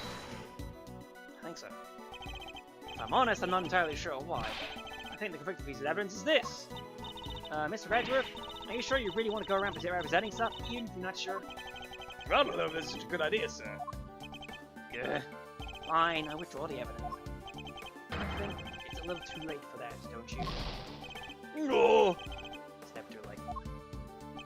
I got hit. Payne, prosecutor, suspect in a red coat. President's in the... Oh, right. What is inconsistent with the picture?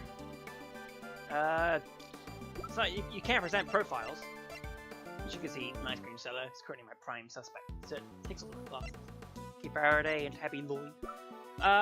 It's this. Take that! I remember now. Oh, of course! The tape contradicts the photograph. Ah, so you have noticed at last. What's he going on about, Mr. Edgeworth? Something's missing. Someone who should be here. Huh? But who? Who indeed? The person who's missing from this photograph is none other than this Tabby Lloyd. Huh? This Lloyd? There's nothing to say. How do you figure that? Mr. Payne's voice can clearly be heard on Miss Lloyd's tape.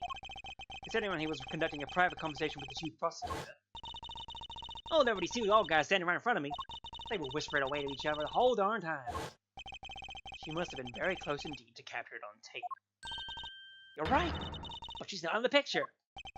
Precisely. Well, Mr. Edgeworth, do you still believe that you have been hounding the right person? Miss Lloyd, would you mind answering a few questions? Whoa! Y'all are fixing to put me under the microscope now? Alright, sure, knock yourselves out. I got nothing to hide. Miss Lloyd's testimony. It ain't like I was standing still the whole time. No, I was running all over, roving reporter style. And that was a big old crowd. Guess the picture was taken while I was in one spot, and the tapes from when I was in another. Oh, this is another arranged track. One you can actually hear now.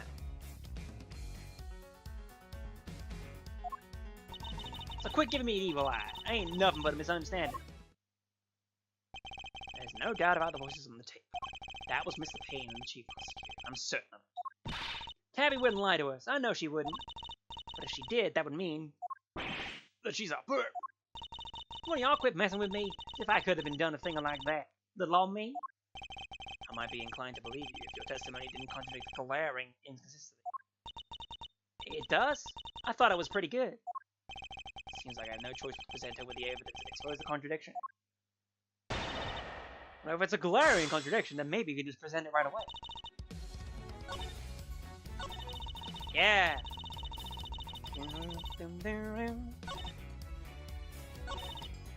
Listen to that. That's actually pretty good. Hold it! Why would you be moving around if your main aim was to record the president's speech? No. What now? How do you mean? Surely the speech would have been recorded from a single consistent position.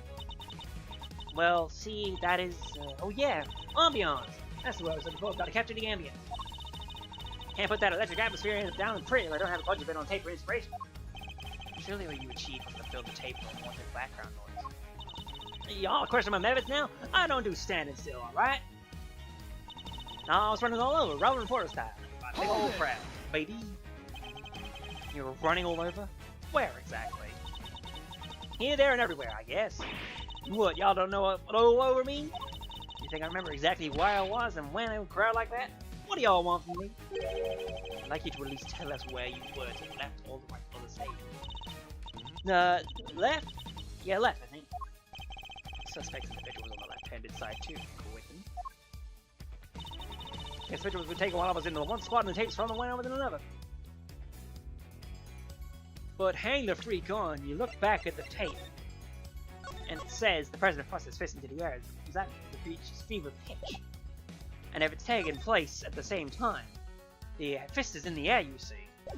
Ergo, I suppose you present the tape or the photograph? Objection! The tape will definitely work. Bada boom. Miss Lloyd, it's imperative for a reporter not to lie, wouldn't you say? You're dang right it is, and I don't lie. And yet the photograph and the recording were definitely taken at the same time. What? You can't prove that. Oh, but I can. The evidence right here in these pictures.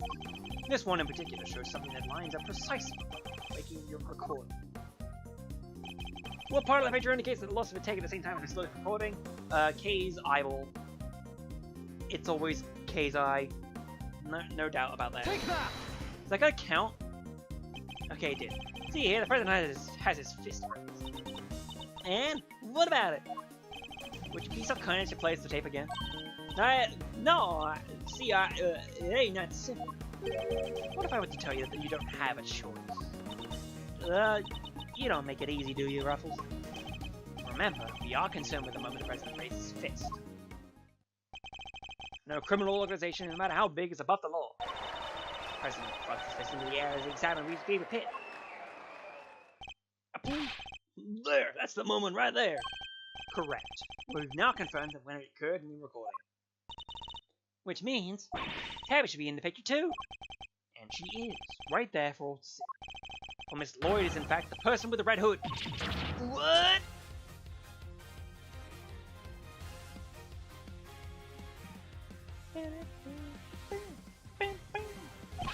So you're a shooter, huh? No, I don't even know the jacket like that. That's right. From everything you know, the owner of the red raincoat is neither of them John Doe. We have already proven that the raincoat belongs to Mr. Doe. You, Miss Lloyd, were wearing something else. Something that also happened to have a red hood. So there were two people with red hoods all along? Indeed. Mr. Doe's last statement was true. Wait, but we only found one raincoat. Where's the other one? Our ice cream seller never mentioned the raincoat. Only a red hood. So tell us about your jacket again, Miss Lloyd. Huh? This whole thing? Well, the best thing about it, like I said, is if you get mud and such on it, it's reversible, see? So you just turn it inside out.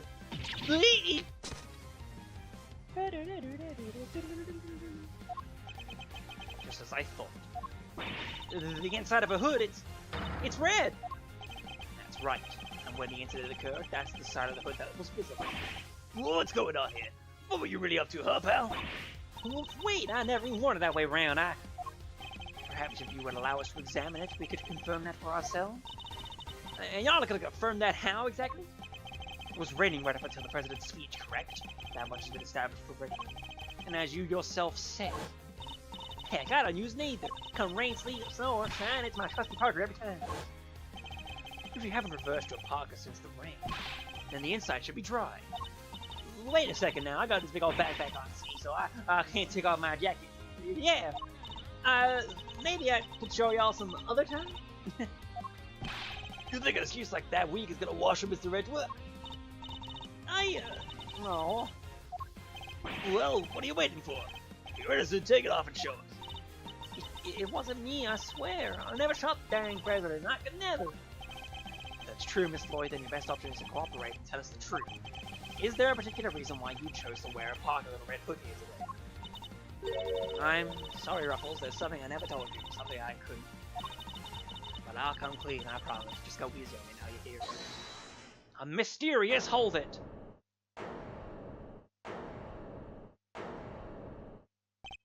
Who said that?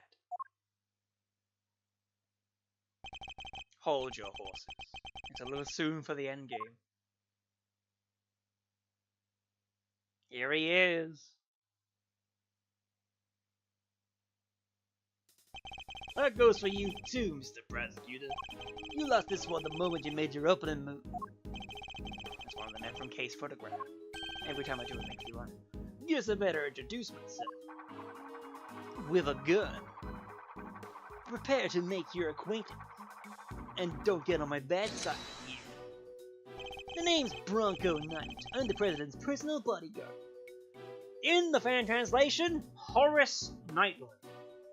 You got the horse pun right at the beginning there, which is still the same, and then Knightley is just an extra little bit for knight. It made make it not too obvious, it's just clean. But, you know, Bronco Knight also works fine enough, I think. BK, Burger King. And second in command of the security detail. Eek! Point that thing someplace else, pal. What the heck's wrong with you? Sorry, can't help myself. It's just too much fun being this good. You're not a member of law enforcement, so how'd you get a gun? This all goes on loan from Zhang Fa, temporarily issued to his bodyguard.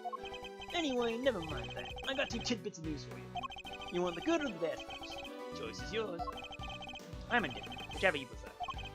Really? You're giving up the first move advantage just like that? Whatever, you're lost. Guess I'll push out the first pawn then. So you play a little chess, I take it. Nah, fellow fan, are you, Mr. Red Suit? The name's Edgeworth, and you could say I dabble. A little bit. Duly noted, Mr. Redwood. Alright, I'll start with the good news. The president's okay. Didn't suffer so much as a scratch. He didn't? Well, that's a relief. Particularly for the young lady here, that means there is no longer a murder charge on the table. That is good news, huh, Tabby? Yeah, 'cause I met her. Now for the bad news. The only reason the president's alive is because we bodyguards did our job. One of us did anyhow. Our boss. Put himself in the line of fire. You're referring to your colleague, Mr. Rook? Yeah, it's game over for him. No way! Rook is dead? A genuine one. So, you're saying the Tabby... Yeah, your friend here killed my colleague. My brother-in-law. Oh, heck no, I didn't do it. I didn't kill anybody. I could never. I'd shut my mouth if I were you, murderer. Sure, we did what we had to do. Sacrifice one of our pieces to protect the king. But to lose someone like him during a castle, it's a real shame. Castling? What's that even mean? It's a chess term, Gumshoe. Very simplistically speaking, it's a move where a rook switches places with the king. Then why didn't he just say so? Mr. Knight, was it? Yeah, what? We'll need to see the victim's body right away. And if possible, I'd like to ask the President a few questions. Sorry, no can do. And why not? That's the third piece of news. And it's the piece you're gonna like the least. I thought you said there were already 2. The National Police Force of Zhang Fa will be handling things from here. What? You better be kidding, pal! This investigation was assigned to us. We're not about to hand it over. You're the Edgeworth, right? The one who solved the Alcaraz case. The president mentioned you. I wanted to have warranted his attention. Makes sense that the chief prosecutor would assign this one. The chief assigned me to appease the president. But that was a mistake. A big one. He should have given the case to somebody with a spine. You're free to take it up with President Wang, if you enjoy diplomatic incidents, that is. Ugh. You're coming with me. We'll continue this on the presidential plane. No, no. I never did nothing, I swear. We could do this the hard way if you like, but in Zhang Fa, justice is served one way or the other. Ruffles, come on, you gotta help me out here, please. Miss Lloyd, she was the one in the red hood. There's no denying that now. But I can't help feeling you still don't know the whole truth behind this case. I'm innocent, y'all gotta believe me. Can I really let this happen? Is this really how it ends? The look in her eyes, the crack in her voice as she begs me to help her. This is no act by a criminal, she's genuinely scared. And if I let him take her, we'll never know what really happened.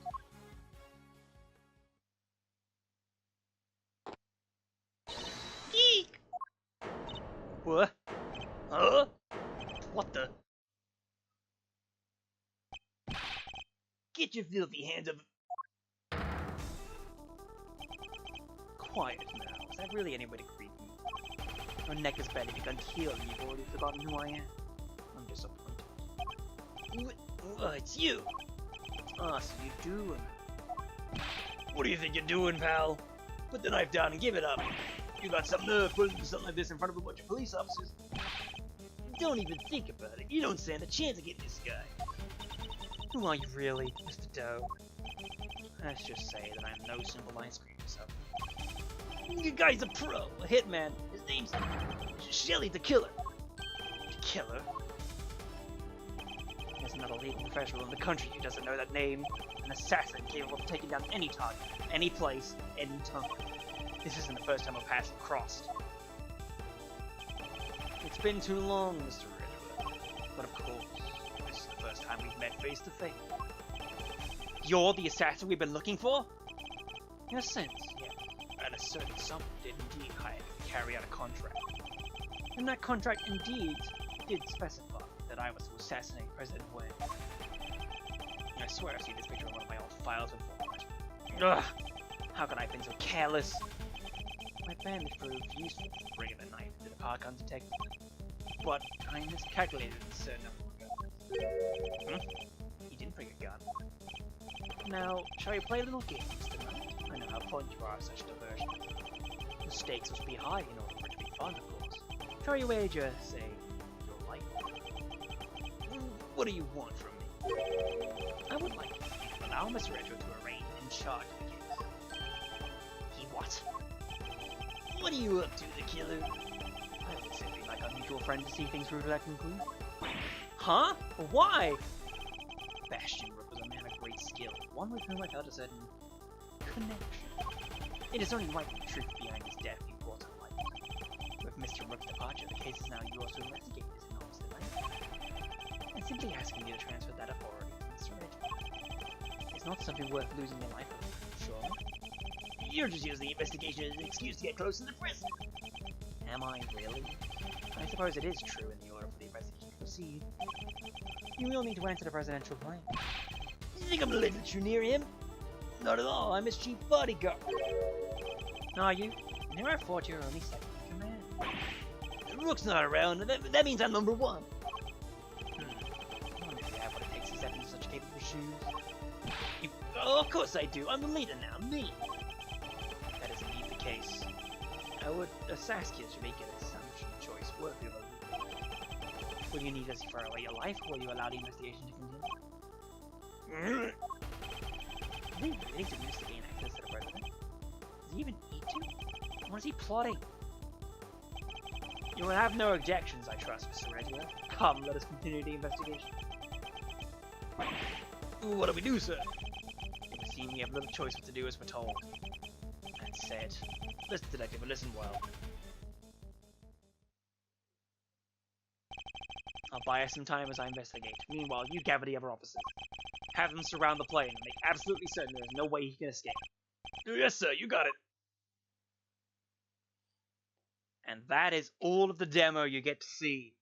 You play all the way up to there. It's so much time. You can even see the demo times all the way at the end of the night. Ladder, a new development. Ba-ding, ding, ding, doo. We've done it, baby. Saved in the same place. Incredible. I could have held on that screen. This is all new stuff. And so I think I need to refill my drink. So for the moment being, back to Intermission. We will read this text momentarily. If the Intermission wants to load, perchance. There we go. And in a hot minute, we will return with new stuff for me and new honest reactions to the translations and all that shit. So let's get that music playing. Once Music B decides to respond. Buddy, can you? Waiting? We going? There it is, now it's playing. And now I just need to actually get back situated. Okay. We'll be back momentarily with the continuation of Investigations 2.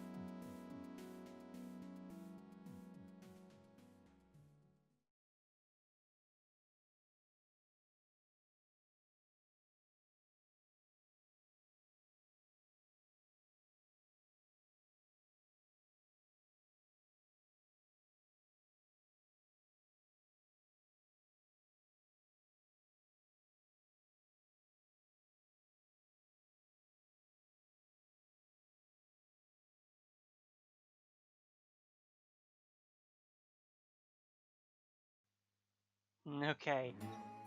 I think there's some explanations that need to go underway. I realized a little bit after I came back up with a fresh stream that there were some drop frames, and then suddenly the stream went off entirely. Then it took some time to come back, and now we are here at present, with the death of Ashton Rook and the revelation of Satan goes in our midst. We will continue this after I finish this mac and cheese meal that I had made myself and was going to speak with during the intermission. I am now thankful that I even made this living room intermission. This is probably the way to go forward for the time being. And I have to fix the stuff that's on the previous intermission page, because I'm almost certain that that's the root cause area of drop frames entirely. Just sounds so logical, right? Alright, I'll go back to muted to eat my fucking mac and cheese.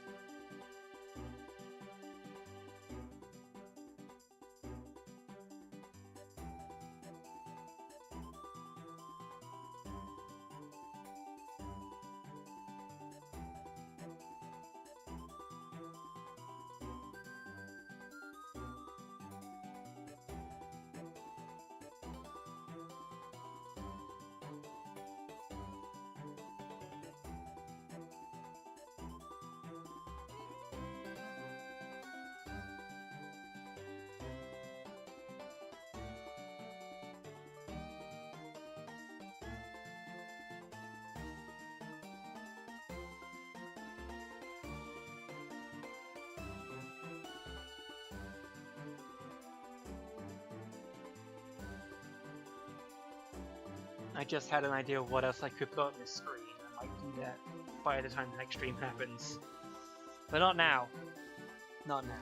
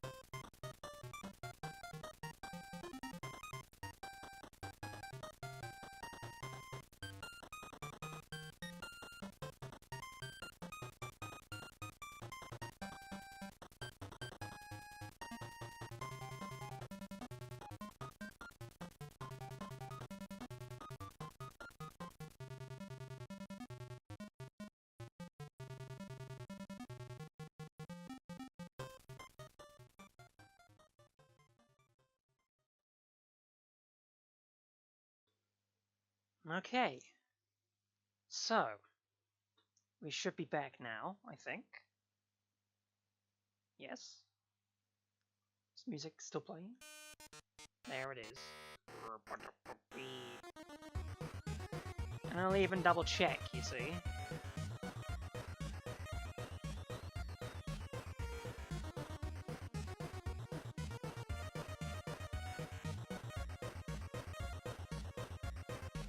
Yeah, sure enough, it's definitely still going.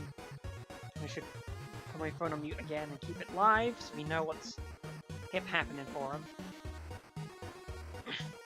So, now that I've eaten, and now that we're actually back, we should be able to continue forward.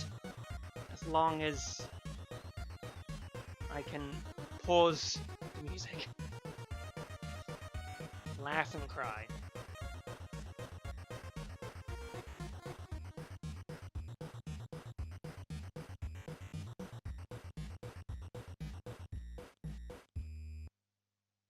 That isn't even the right album art for that.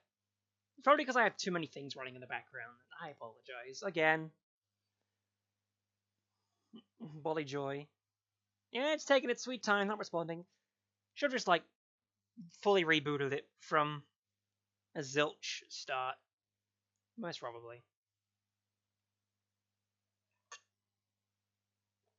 Sip of that Dr. Pepper, that's all we gotta do.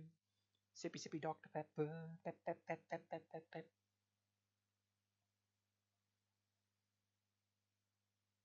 Oh me, oh my. We'll get there, don't worry. Patience is a virtue. As always.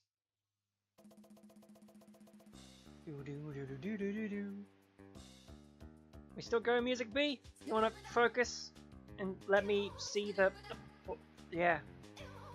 That button. I wanted to press. Just the one. Okay. Alright. Now, taskbar, can you please? It's my fault for having it be like it's always hidden until you hover over it. Now I just gotta do this. Can you not just Alt-Tab, Joshua? Is that gonna take too long? Most probably. My goodness. Click. Almost there. Can I pause the playback on my laptop, at least? That's what I want to do. Just this once. Momentarily. It still says 10:04, though I doubt it. I truly do. Yeah, it's definitely still going. Hey, where'd my mouse go? Show the mouse up. It's because I was hovering over the video. My goodness. See, when I tell you that I have a crap top, I really do have a crap top. It's hardly a thing that I want to live with, but apparently I have to. It's sad. We cry all at the same time. I can deal with it later. Bring up the OBS. Go back to the main thing. And let's continue as we were. Okay. With the death of Bashir Rook and the revelation that Shelly Tequila was in our midst, the case has taken a turn that we could never have predicted. Mr. Knight ordered that the doors to the presidential plane be opened, and the emergency personnel attending to Mr. Rook's body were asked to leave. With the scene cleared, we stepped cautiously aboard. Check this place out, March 25th, 4:15 p.m. Zeng Fa presidential plane. Woo. No president in sight. Now where could he be? Who knows? Who knows? So he's hiding behind the bulkhead door over there, is he?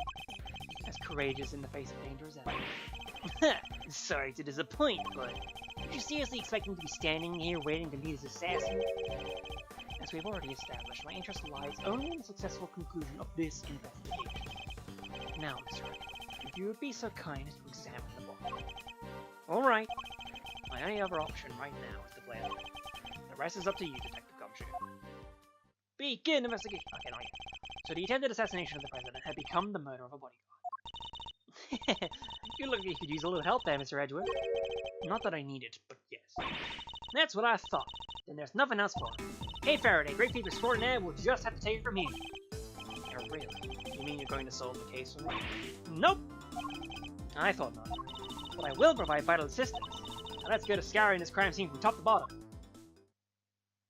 It will take the Detective Gumshoe a while to assemble our backup, so I'll need to draw this part of the investigation out as long as possible. Boof, boof, biff, boof. Okay, now we're into the new stuff, so now we can actually really experiment with what's going on here.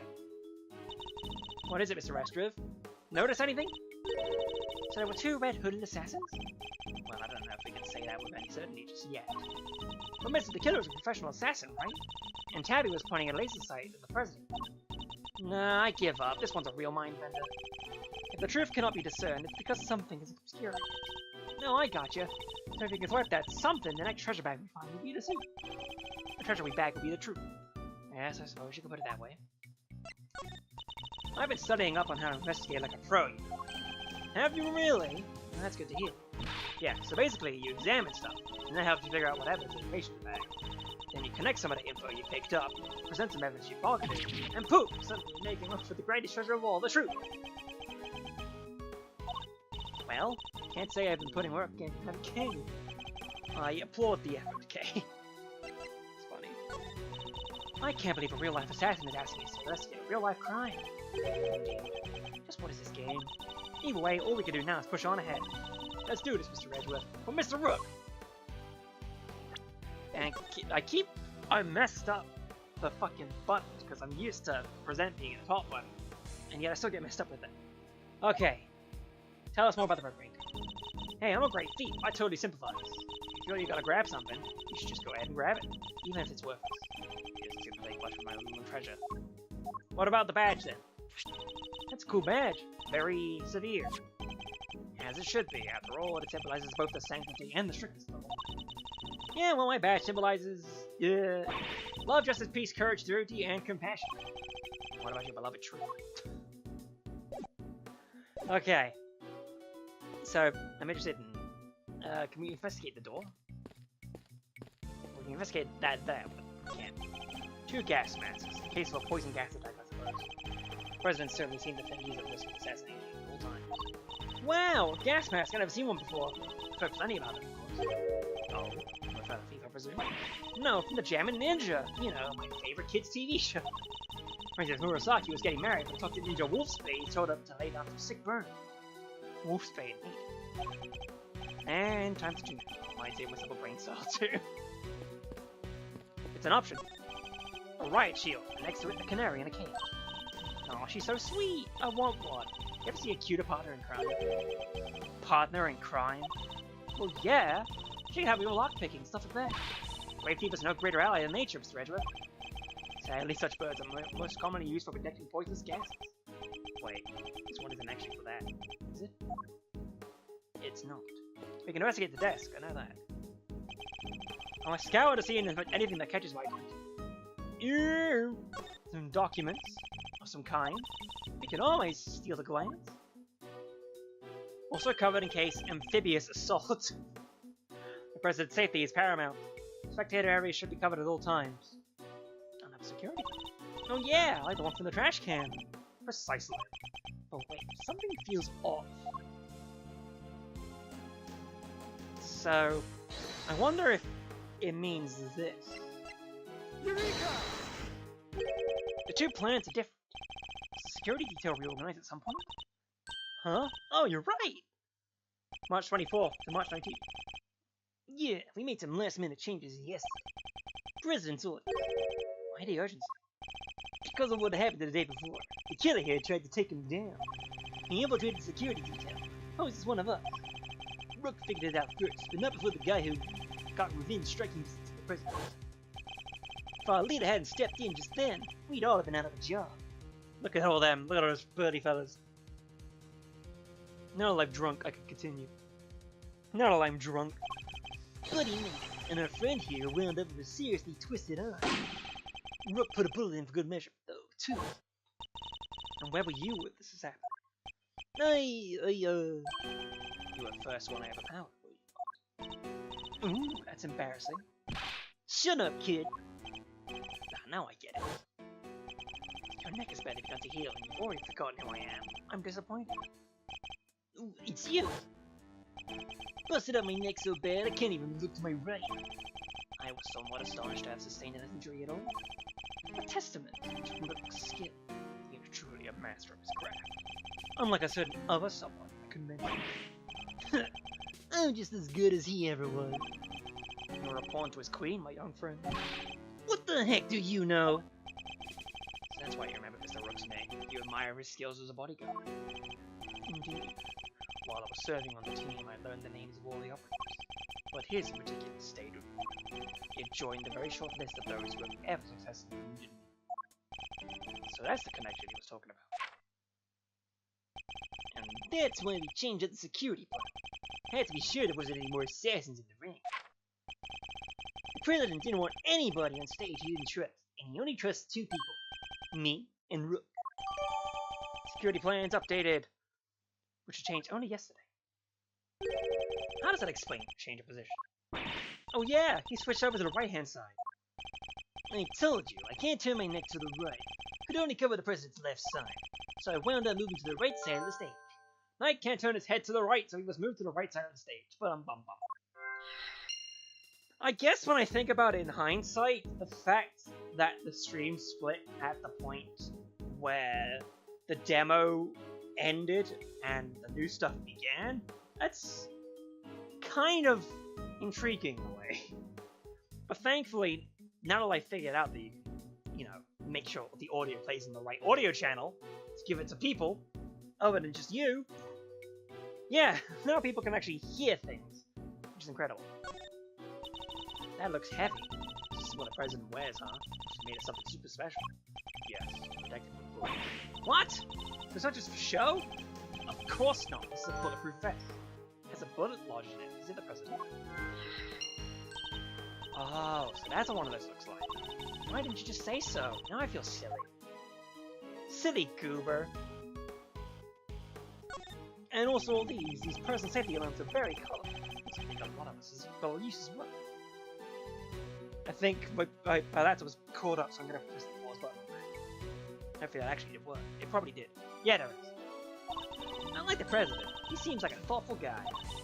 Buying these for his kids, maybe his wife too. I wouldn't even be here if that was the case. It's for his own personal use. Objection, Your Honor. Your sympathy is not possible. One person used this many personal alarms. Why, you ask? Because he is human and therefore possesses only 2 hands. 20 hands wouldn't be enough to count the number of objections I have to that objection. It's a lot of objections. A curious figure of a curious animal with a curious expression, staring right at me. And look, there's a big lever right by its butt! Don't even think about it. Oh, I wasn't thinking anything, I swear. I imagine the lever opens the panel beneath my feet. Oh, I see. So he's standing on a trapdoor.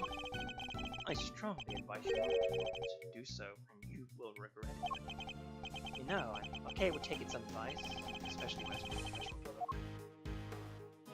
Is that everything, yeah, we can't look at anything else. I think, yeah, that's the entirety of that. Let's talk with this killer. My high hopes for your investigation do hope you won't betray my trust in you.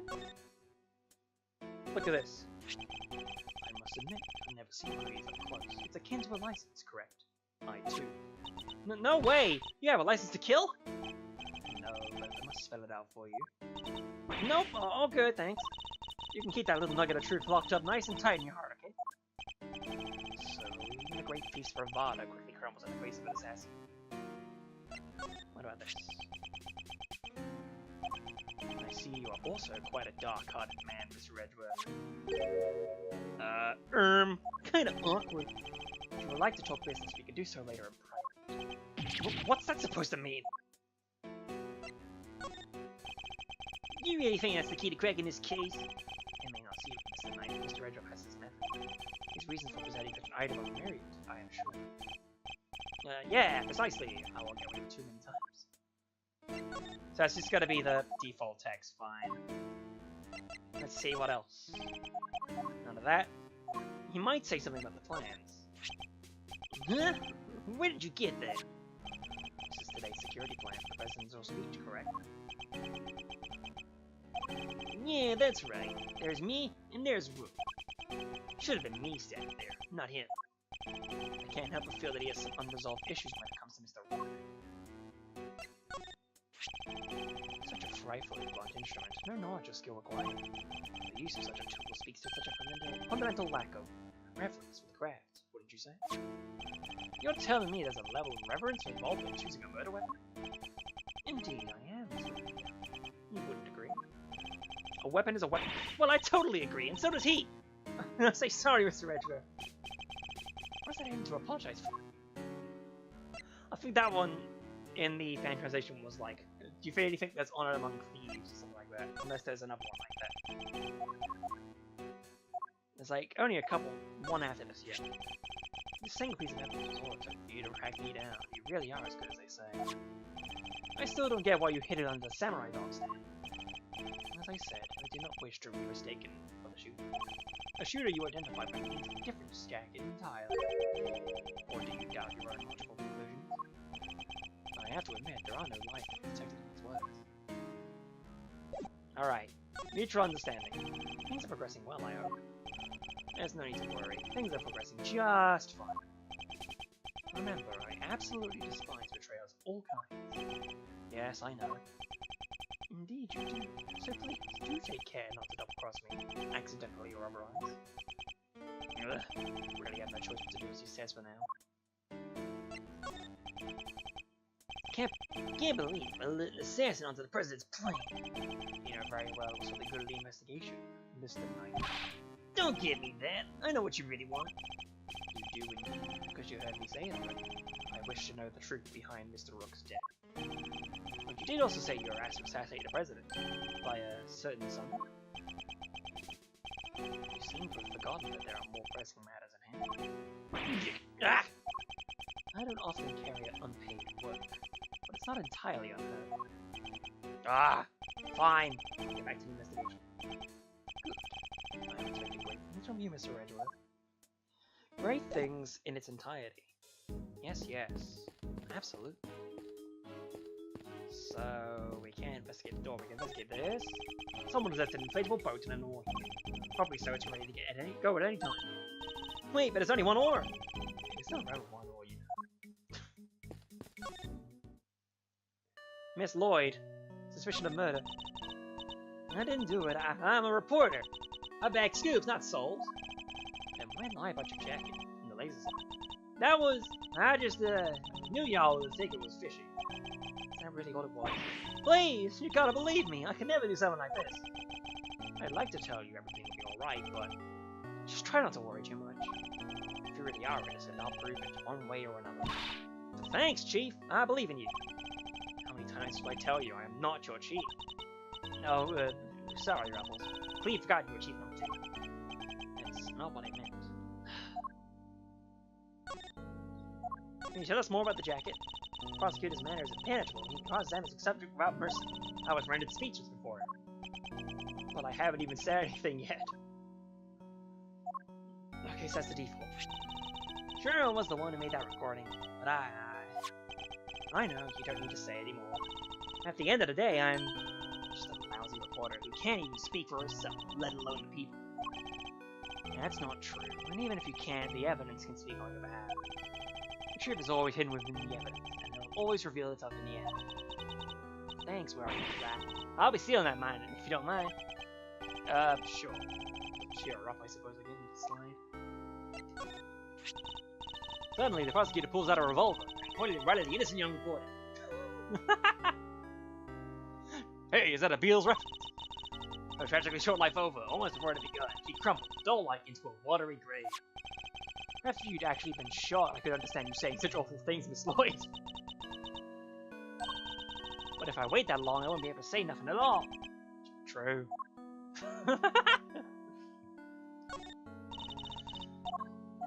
Useless. Useless. Still got a couple more things. Oh, that was the same thing, so either one of those would have triggered this dialogue. And again. I guess I'm glad to make the front page after all, just not for the reasons I wanted. If You've only scratched the surface of this case, Mr. Lloyd. It may not have to end that way. The assassination they never saw coming. Demon in reporter's clothing. The shimmer and the G-Devil. Could this stunning young journalist ready to be a killer? Now be the target of tabloids. The tabloids. The subject of scuttlebutt from here to who knows where. Treasurer's titles are a tad too much, even for the trashiest of papers. He flashes his steely pointed badge and growls. Fess up or you'll be stewing under this light until the cows come home. I've literally never said that. But then the mean old detective chimes in with, yeah, and you won't be getting away beef stew either, pal. What exactly are you doing, Miss Lloyd? No, just a little practice. Prepping for the interrogation, y'all. No doubt fixing to put me through. But that prosecutor has nothing to do with the grill or stewing of suspects. See, this is the plot. This is why I wanted to do this, because there's gonna be some interesting dialogue changes in comparison. You can investigate this door. Presence on the other side of this door. And what a door it is! Back and get the better of it, though. Get the better of it? Doors aren't there to be beaten. But look how heavy it is. Look at that lock. It's just sitting there, begging me to try it. Yeah, you could punch a K. You could do whatever you want. Calm down, K, and think. Why might this door be locked? For me to open it, of course. Precisely. For you to open it, of course. Wait, what is the right answer anyway? It's a bank of monitors displaying camera feeds from in and around the planet. I love how it even has it on the middle, so you can see anything that catches my eye. This one has static. These monitors are displaying the cockpit and parts of the plane's exterior. I never see anything out of the ordinary. This monitor is displaying a feed of this very room. They don't go cheap before they bought here, huh? Very high res. Uh-oh. I'm afraid I can't quite tell myself. I can even see the little crow's feet around your eyes. Oh, my bad. That is the usual deeply gashed lines. You know, on your forehead. You're quite finished. That's the actual cockpit, I think. Pictures of the lake, the outside of the plane. Most intruders could opt not to approach without being spotted. Such measures would be mere child's play in my case. Whoa, you say you can get past cameras like this without being seen? Of course. Would be. You have to teach me how, please! Are you taking on apprentices by any chance? Kay, you do realize who you're talking to, don't you? Oh, sorry. Had to ask, though. What a great skill for a great feat to know. Unfortunately for you, I'm not the type to take on understudies. You're not, huh? Shame. Shame? In what way exactly? And I suppose the only other thing is gotta be the doll! What the heck is this? You know that? Well, it's the president's favorite plush. It's a memento something. Anyway, don't touch. If that's the case, then why has it been left up there like nobody cares about it? Yeah, it is really weird. Certainly wouldn't be the first person would think to display a beloved item. Wait, are those shards of glass in them? I thought something seemed strange about this cubbyhole. No, I'm sure. There was almost certainly another monitor here. Ooh, pardon me. Jot it down in my organizer. Because that is everything. The only thing we can do now is, I guess, investigate the bloody buddy. Mr. Bastion.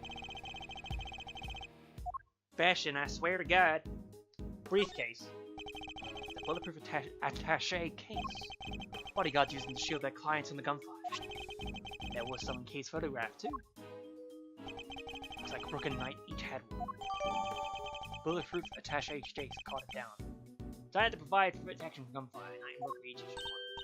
No, hey, that's the photo I snatched. You can hardly steal a photo at a public event, Kay. But I'm snatching up a moment in time of every picture I take, you know. I take it snatch is your new favorite word. Maybe. As long as it's not the other title. Yeah. Okay. Bulletproof vest assassination attempts. If it's premeditated, why else would he be wearing a vest? Maybe? It's got a bullet. Nope. No logical connection between those two things. Okay, so we can't do anything here yet. It's the victim, Mr. Bastion Rook, the bodyguard to the president of Zengfar. He's one of the guys that brought the president inside as soon as possible, as soon as the shooting started. Which means he continued to do his duty right up until his dying breath.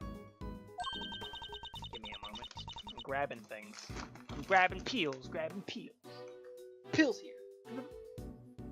Nah, it's just that. What elsewise things? At least he'll get posthumously promoted? Okay. It's better to know when they say nothing at all than to end up with your foot in your mouth. What do you mean? I mean, bodyguard studies and operate the same rank promotion system, at least in the first place. Not in the slightest. Well, the trap door connected to the lever on that curious figurine. It's all curious, isn't it, Edward? Someone to open it, everything will fall through. Mr. Rook, Mr. the Killer. What do you think about it? I wasn't. I mean, I wouldn't dream of thinking of ways to take you down. Might I suggest you keep your monologues internal? Think of the monologues. Oh, no, that's that is some fast speed though. The bullet seems to have entered just under his armpit, like clean through his body. What did it end? He was hit in his area by his bulletproof vest, didn't cover. Like it was on purpose or something, huh? The cause of death would appear to be loss of blood. Attempts were made to stanch it, but to no avail. Stanch is a word I'm not familiar with, but hey. Tried to down the organizer. The medics must have been brought in to try and save him. Sadly, it was too little too late. He also has a gun on hand. The victim was also carrying a revolver. Looks like he was trying to use it. Probably drew it on instinct when he felt threatened. We should check to see if he managed to fire any rounds off. All there, and no other signs of the weapon having been used. Was this one on loan from Zangbar too? Yep, it sure was.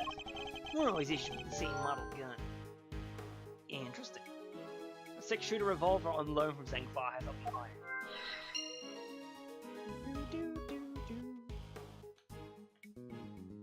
What's that? I guess it's everything there. So I suppose we really do have to do some logic now. Where did it end up? In the president's? Maybe? Yeah! 2 bullets were fired in total. We noticed because 2 shots were heard. One traveled through the flag and into the balloon. The other took Mr. Rook's life. But there's a bullet in the president's vest too, right? How is that possible? How indeed? The numbers don't add up, Mason. However, there is one possible explanation. There is? Passing through his body, the bullet took Mr. Rook's life, then found itself lodged into the vest. In other words, 2 of our bullets were in fact 1. No way! He's right. If the president had been wearing the vest, things could have been a lot worse. He wasn't injured at all by the impact. Even when obstructed by a vest, a bullet can inflict serious damage. Sure, I've known guys who got broken bones that way. The president's okay. He's made of strong stuff. Sounds like he didn't even need a vest. Something carried away here. I want that bullet's ballistic markings analyzed. Remind me what those are again? Guns leave a unique pattern on grooves every bullet they fire. By examining these grooves, we can use them to identify which gun it came from. Think of them as fingerprints of sorts. You can tell all that from a bullet? And what are we waiting for? Analyze away! It might be easier said than done. That bullet hit solid armor. The impact would have completely flattened it. You'd be lucky if there's anything left for forensics to find. What? But also set for some analyzing. Pout. Jot it down on the organizer, the bulletproof vest itself.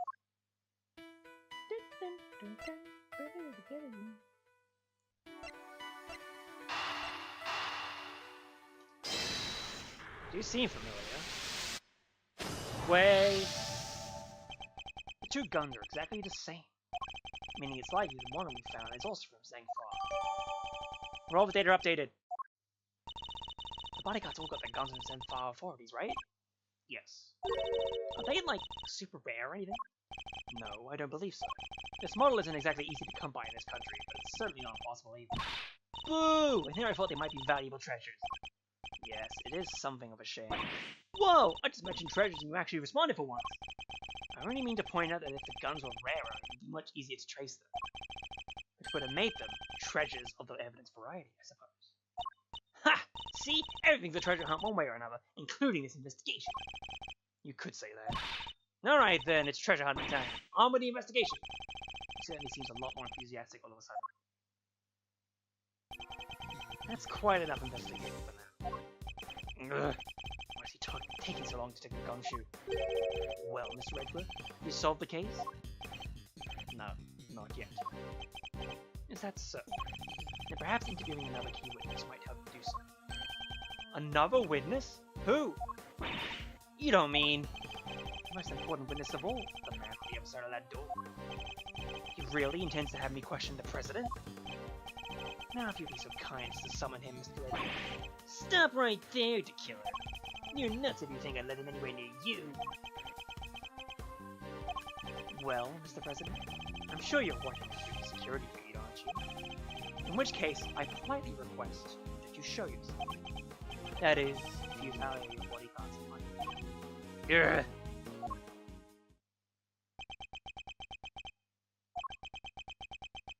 Silence falls upon the plane room, the court plane. Well then, if nothing else, we now know what kind of a man you really are. Mr. President! Stop! You can't do this! This all just calm down, alright? Come on, detective, where the blazes are you? Eek! The lights! What happened? Listen well, Mr. Richard. I would advise you to stay very still. It seems I will not be granting my audience with the president after all, even with Mr. Knight's life as my bargaining chip. No! Stop! Ah! Eek! Kay! You won't get away with this, Dr. Killer. Dr. the Killer! I've seen enough, and now I know the truth. Where are you? Where'd you go? Ah! I leave the rest in your capable hands, Mr. Edgeworth.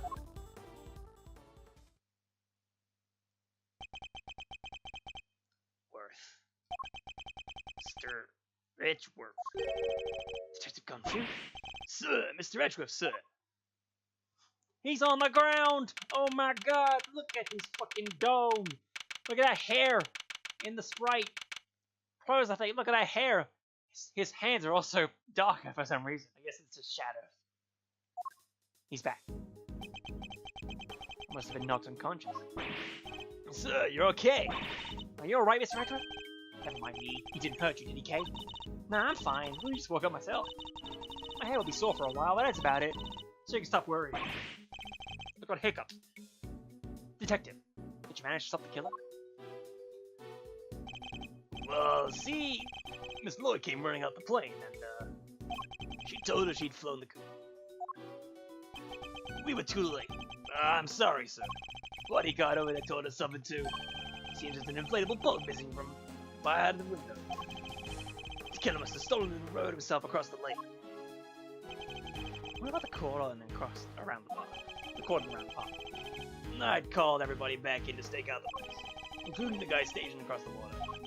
No, so he's completely slipped through our fingers. Not the best look for the department, but yeah. Hey, Edgeworth. Mr. Knight, you're alive.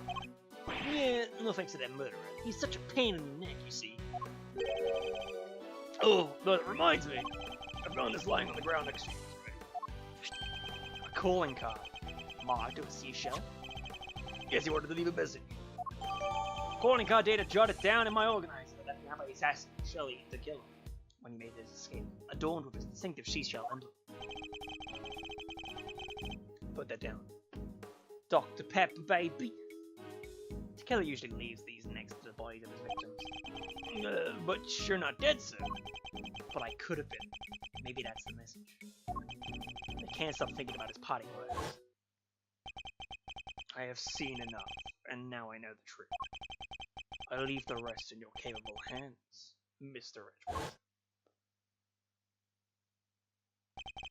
And now I know the truth. Sure about what? Roger that. I'll clear out here, sir. Over. What's going on? Well, that was the president. He's coming out. Now? Well, congratulations! Look at him, though. He's massive. Wang. What's this music? So he's the president of Zhang Fa, Mr. Dijong Wang. And you are? It's an honor to meet you, Mr. President. My name is Miles Edgeworth. The honor is all mine, Mr. Edgeworth. I am Dijong Wang. Your efforts on behalf of Zhengfa have not gone unnoticed. You averted something of a crisis. You must be referring to the Yatagarasu case. Thank you, sir. All I did was solve a few little cases of murder. You are too humble. I have been observing your investigation. You are an impressive operator, Mr. Edgeworth. Even if the killer did get away. It's very kind of you to say. I was watching good security video. Sadly, I must inform you that this is as far as your investigation goes. What do you mean? Flip off the flip bird. Hear me, foolish prosecutor, for I shall say this only once. Night has apprised me to the state of the affairs. And from this point forward, this case will be handled by Zhengfa's police force, the finest in the world. Still looking Gambit for another case. What do you think you're doing, pal? Nobody talks to Mr. Edgeworth like that. If it hadn't been for him, the killer would have... Detective! Forgive me, Mr. Edgeworth, but I must confess to being somewhat confused. I fail to see how or why this case falls into the Zhengfa's jurisdiction. You fail to see? Enough, puny prosecutor! You shall explain! You seek explanation from a head of state? I say no! 1,000 times no! I will not explain myself to you! Now hand over the evidence you have gathered, and remove yourself from this plague. I'd do as he says if I were you, Edgeworth. This can't really be the end of the line, can it?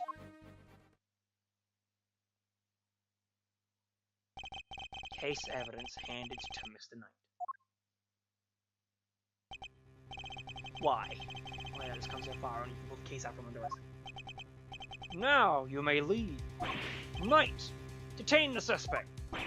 Yes, sir, right away. To make an attempt on my life? To murder one of my faithful servants? The effrontery! The villainy! I didn't murder nobody. Cause I... Shut your mouth, Miss Journalist. Answer me this. In a world already lousy with lies, deception, such sin and iniquity, can we stand by and suffer yet another crime to go unpunished? I say no! 1,000 times no! There can be no forgiveness. There can be no surrender. Why, you ask me? Then I will tell you. You're hiding something, I'm certain of it. And if I leave now, we'll never know the truth. Mr. Edgeworth, sir. Mr. Edgeworth, there's gotta be something we can do. Humph. Wave on the finger. Think, Miles, remember. How many times have you faced situations like this in the courtroom? You've confronted the lies of witnesses and countered the arguments of other lawyers. Has the critical evidence always been laid at your feet? Oh, did I miss a line there? I think I glazed a little bit. No, it's the only word I missed. 3 single characters put into the text, and yet you always get to the truth of the situation in the end. With your greatest weapon of all, your words! Here is the second of the 2 logic chests per case. Yes. Analyze the state of play. Begone, puny prosecutor, or do you dare defy the direct order of a president? He's not gonna listen. He clearly means to drown out any objection by means of pure rhetorical force. When an opponent is on the offensive, the best thing he has to do is buy my time. As he said himself, he's a head of state. The seasoned politician will open himself up to attack easily. I can't let him bully me into submission, and I have to stay calm and alert. If I can read his movements and expressions correctly, I may be able to find my moment. My first aim should be to find out why he's insisting on taking large deals. The board is set. Time to make my opening gambit. He said the word! Y'all know it. Please, about the case. Did I give you permission to speak? No, 1,000 times no.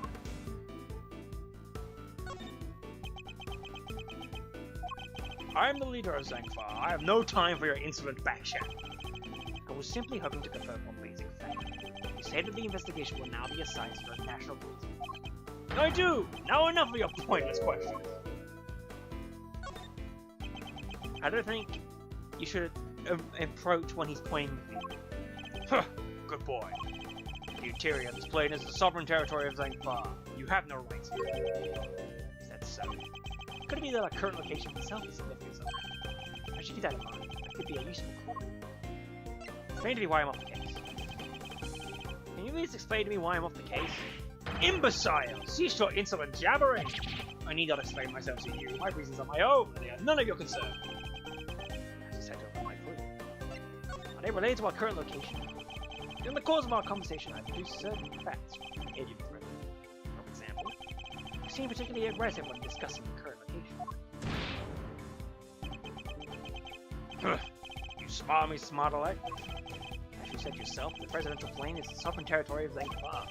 And from that, we could infer that you believe the rules of extraterritoriality apply inside here. Enough! Cease your objectionable whining. Are things getting too hot for you, President? You could rant and roar all you like, but you wouldn't escape my scrutiny. It was the unmistakable. The moment I mentioned extraterritoriality, you became visually agitated. He's panting and breathing. Gleam. You think you're clever, don't you? Let me answer your little question. It's true, extraterritoriality applies. Your laws mean nothing here. And why does that matter, you ask? Well, you'll find out very briefly, because I feel something. I'm not even going to further intermission. I'm just going to mute the mic. So I'll be back in a minute.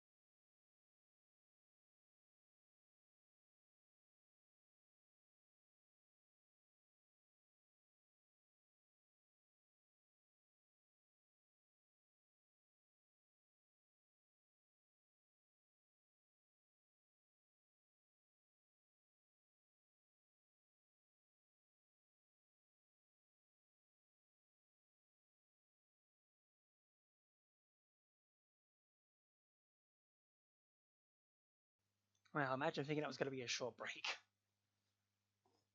Why does that matter, you ask? It matters because it means you're powerless. You have no influence nor authority here. Interesting. So that's the extraterritoriality issue does. So the extraterritoriality issue does have something to do with this. Let's dig a little deeper into the claim of Plane's sovereign territory, shall we? Let's do that. Because next we will surely decide the victor. He may be the president, but nobody's untouchable. Have to find the right angle of attack. You've overplayed your hand. You believe that extraterritoriality applies here, but can you prove it? Do you even understand what you're asking? Of course. If I didn't, I wouldn't ask you. Have you no shame, calling into question the good word of one such as myself? I don't want to shoot you. But he's got the finger up. I have no more time for this. You clearly cannot be saved from your own foolishness. You needn't worry about me anymore what he's saving. That would be Miss Lloyd, the woman who's being wrongfully accused of this crime. Your chivalry is admirable, but it changes nothing. The right to extraterritoriality cannot be denied. This is Zangfa! Oh, Lord. You know there's a trap door right underneath you. I don't think it's any further. I need a clue of some kind, so I can't do this yet. You've overplayed your hand, President. Surely you've seen you've overplayed your hand. Nobody asked for your opinion. You need only obey me, nothing else. Do you think I'll obey you? You dare tell me how to govern, how to lead? You dare contradict me? On the matter of Miss Lloyd's guilt? Yes. Yes, I do. No, she is guilty. She's the culprit. There is nothing left to debate. Yes, of course she's the culprit. Well, I still have plenty to say. You must have realized by now what a massive corner you talked yourself into. Fuck, that's wrong. Worthless, meaningless bluster. Some pathetic void of my time, perhaps? Ah, maybe it's a little pathetic to chime in like that here. I can't let him bully me on the back foot. I can't say common level. I can read his movements and expressions correctly. I may be able to find them. Okay, so it's gotta be this. Zoom, zoom. Buy my time. Let's bide again. Who else could have fired from outside the plane? There is no other viable suspect. Fascinating. Who's claiming Mr. Lloyd fired from outside the plane? This could be a vital clue. Okay. So, toilet territoriality. Bide. Changes nothing. The right to extraterritoriality. Yeah, this is a kind of put my clue. Outside the plane, you say? Well, in that case, I may not be able to call the extraterritoriality of the presidential plane into doubt. However, according to you, she shot at you from outside the aircraft, correct? In which case, extraterritoriality could not possibly apply in this case. Your assertion is entirely without merit, and the detainment of Miss Lloyd cannot be justified. Nah! How could I have bested by a mere prosecutor? But I am the president! The president! Checkmate. Yay! Health. Because I think I saw from the zoom in that you got a slight monument as well. Checkmate! I trust you wouldn't mind if we continue our investigation now, Mr. President?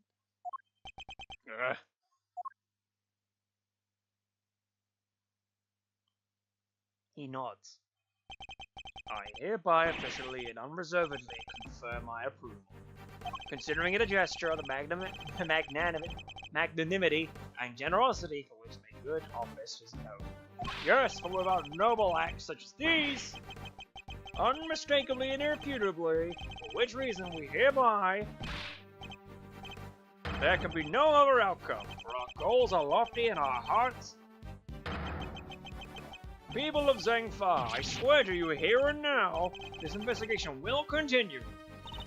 Oh, that would be interesting. Okay, you got me.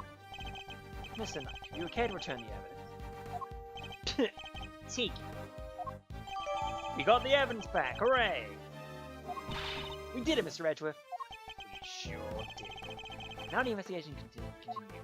Whatever, enjoy your pocket full of palms. I'll be over here enjoying how you put them into play. definitely enjoy my next meal. Mr. President, one more favor, you'd be so kind. What is it?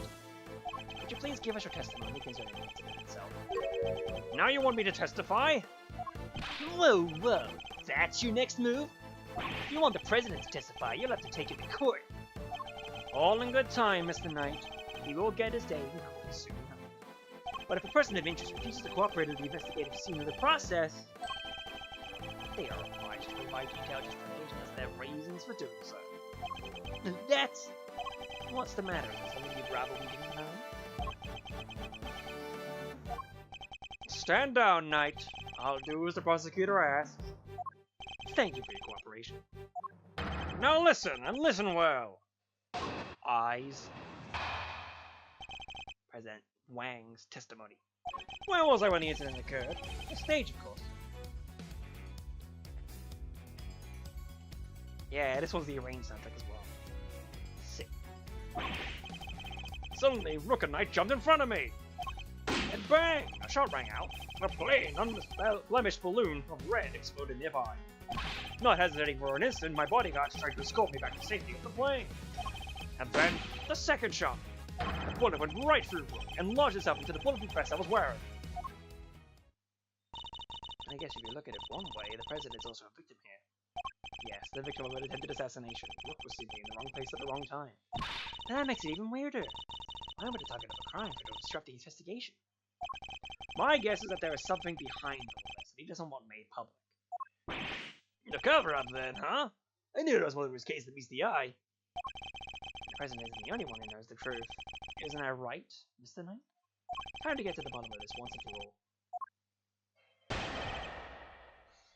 all. Wangus testimony. So we have all this evidence, 2 pages of it. Can we look at the card, actually? No, it's just a picture of the card. Damn, dude. Hold it! And how would you describe the incident exactly? Oh, you naive little man! Do you really think your silly simple question will shake me? I was involved in a craven attempt to silence me with the cold steel. And while I was speaking to my adoring public, no less. Hold it! When they stepped in to protect you, were you aware of the fact that you were being targeted? Was I aware that... No! I was aware of my audience, nothing else. When I stepped up to the podium, I entered another world of entirely. A place of rapture, a place beyond words. Yeah, I think that's called safe, right? I bet you were like a deer in headlights. No! 1,000 times no! I remember every second, each moment is indelibly etched into my memory. Booker Knight stepped in, I was shocked, overwhelmed, taken aback, gobsmacked. Then bang, a shot rang out, a plain, unblemished balloon of red exploded nearby. Balloon? What do you mean? It's the Steel Samurai, right? Objection! Jumping ahead a little, I suppose. You say it was a plain red balloon that burst, but I strongly beg to differ. Take a look at this. I think you'd agree that it's hardly plain, wouldn't you? No! What? Who is that? Mr. President, meet the Steel Samurai. I would have hoped you might recognize him, especially if you were hoping to ingratiate yourself with the people of this country. Yeah, you need to watch Jammer Ninja too, he's amazing! So you see, the balloon that was struck by the bullet was anything but plain. It was, in fact, of the Steel Samurai.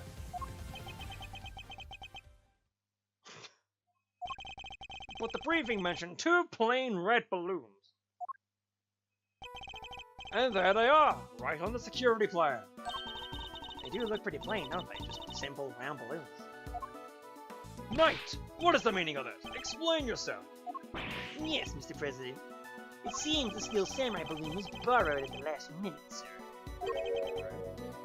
That's what we were told. Guess they got reported the incident to his bodyguard. It seems there was a little trouble here on site last. One of the original balloons burst somehow. So they swapped it as an emergency replacement.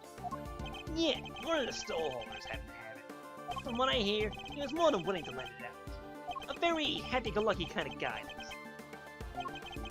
A happy-go-lucky stall holder with a Steel Samurai balloon, just bad. huh? They filled just the bottom part up with air to make it look like the other ornaments of the balloon. So while it was a steel samurai balloon, it was made to look like a plain red of water. Is that the long and short of it? Knight! Why was I not informed of this? Sorry, sir. We didn't think it was a pressing issue. And indeed, you saw it and you know different, correct? Yes, I suppose so. But you really mistaken Mr. Samurai's pants for a plain red balloon. Still, Mr. President, I struggle to see how you noticed it. Of course! What's that outburst? Now I remember! I could barely see the balloon. You couldn't see it? That's right! The wind was blowing too hard. The flags to the sides of the stage were flapping incessantly and blocking my view! Is that so? Yes, those two flags. They were being blown back towards me. There would have been a strong wind blowing right around the time of these things. Strong enough to blow the flags in just such a fashion.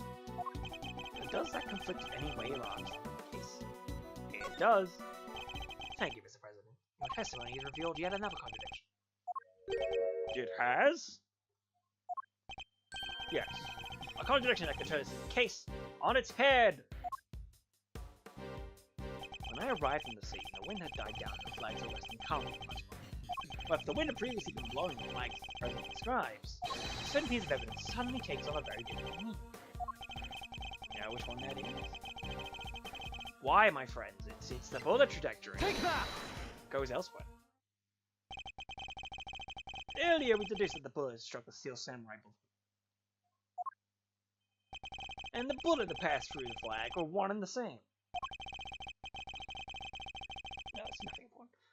From these two things, he further deduced the trajectory that the bullet must have taken. Supposedly from there. And we conclude that a shooter must have fired from the left side of the spectator area. But if the flags are blowing as the President described, the conclusion becomes quite different. No way! If the flags are pointed in the other direction. Exactly. Our trajectory changes completely. And if we trace that trajectory back to its source, we can ascertain who really fired that shot. Wait! Mr. Edgeworth. That would mean... Yeah, it's like, no. We may not understand the reason why, but... Why did the bullet trajectory indicate it's the one who fired the shot? RPK, baby! Bronco Knight. I honestly refer to his Knight so much, I almost forgot that he's Bronco Knight. Like, legitimately. Take that! The person who fired that shot was none other than you, Mr. Knight. What? Passing the balloon back through the flag, directly to the spot where you were standing. Updated trajectory. Yeah, baby. But the guy's one of the President's bodyguards. Why the heck would we go around shooting balloons? This is absurd. What exactly are you trying to imply? That Mr. Knight, a man who has saved my life countless times, is my would-be assassin? Seriously, Edward, we put up with a lot of you from you. But this, we're President Wang's bodyguards. We're the pieces he put on the board to protect the king. I'll handle this, Knight. Sorry, sir. Mr. Edgeworth, the wind was indeed blowing quite fiercely around the time of the speech. But the wind can pick up and die in an instant, can it not? Therefore, I need proof. Proof that it was blowing hard enough to lift the flags during a crucial moment. The first shot was fired right around the time of the President's speech. I have a piece of evidence that shows just that. Perhaps it can also show us what happened with the flag then, too. Take that! Yes, right? I have your proof right. I can't quite bring myself to show it to him. What do you think, Kay? Of, a thing? Okay. This? Oh, no, I just wanted to see how it felt in my hand. You were just saying that wrong, you know? I suppose we should take another look. Okay. There'll be a picture, right? Take that! Your proof is in this picture right here. This should be good. Which picture? Where? You can see which way the flag was really blowing, right here. Bruh. Take that! Do you know item that clearly shows the flag? There we have it. Proof that it was flying towards you at the moment of the shooting. Well, that means our pal over there did shoot the balloon. Making him the assassin? Mr. Knight.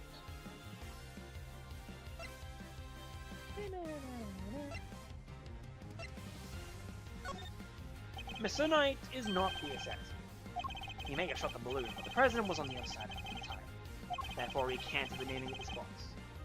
Yeah, besides, why would I even shoot the balloon? What would be the point? And watch how you answer, or I might aim for someone else next. There was a point, I'm sure of it. If I can figure out what it was, perhaps I can finally put this whole conundrum to rest. Knight definitely shot the balloon. He shot the right side balloon. In fact, the line changes everything about the case. He shot the balloon because of his position. Because he shot the right side balloon, he's actually turning to the left, from facing forward position. You see? Clamp.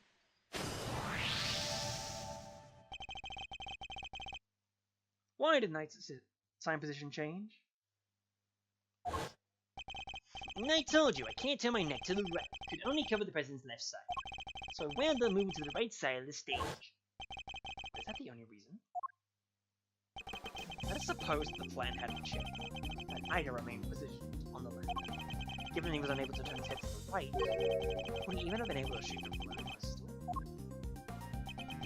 Could it be security plan was changed for the express purpose of popping one of the balloons? I think you suppose that to be the case. Two plans are different, so the security detail reorganizes on point. Yeah, we made some last-minute changes yesterday. President's orders.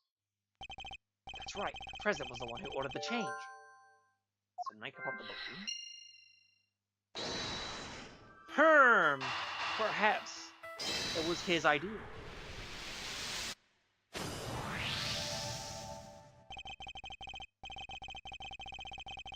If I'm reading things right, the president knew in advance about the balloon shoot, which means he must have had foreknowledge that he would be in someone's crosshairs today as well. I'm not typing to anyone, don't trust me. And if that's true, then everything else that's been bothering me falls neatly into place. How did the shooter get a gun past such heavy security? Why would they then carry out the shooting on such a conspicuous item of clothing?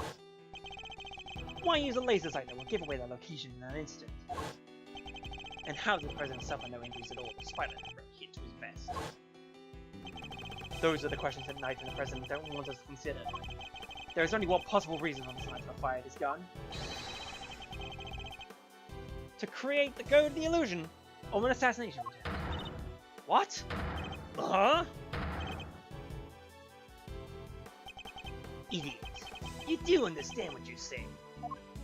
Oh, I understand all too well. I understand everything now. Most of all, I understand why you were so keen to take this investigation off my hands, Mr. President. You want your real plans to remain hidden. How dare you speak to me that way? Is this some sort of sick joke? Oh, it's no joke, Mr. President, I assure you. It is simply the truth, as revealed by the careful application of logic and reason. Nothing more. The first shot was fired by Mr. Knight with the specific intention of hitting the balloon. The sound of gunfire and the bursting of the balloon were guaranteed to cause a panic. And then he fired again. He did? Yes, he fired 2 bullets, both of which were aimed at the balloon. As for why he did so, it's because the second shot was designated to create the impression that the president had been hit. So then what's the deal for in the vest? I'm willing to bet that bullet was planted there long before the shooting even occurred. Seems the heroic president didn't put it after all. That's not true! I was shot, I tell you!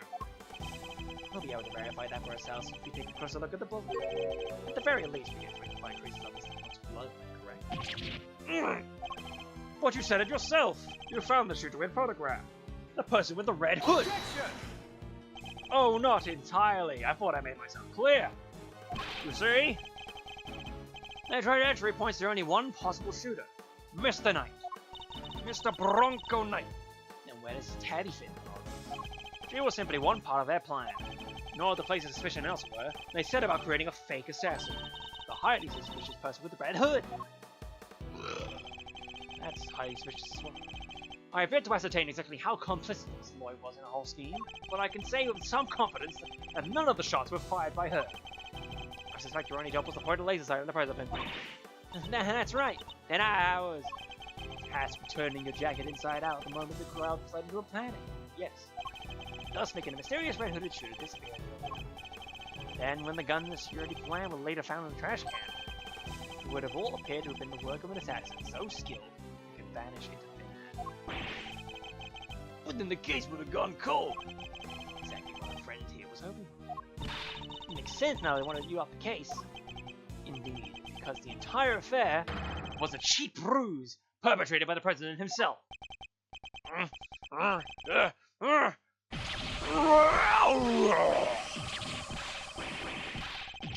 Etc.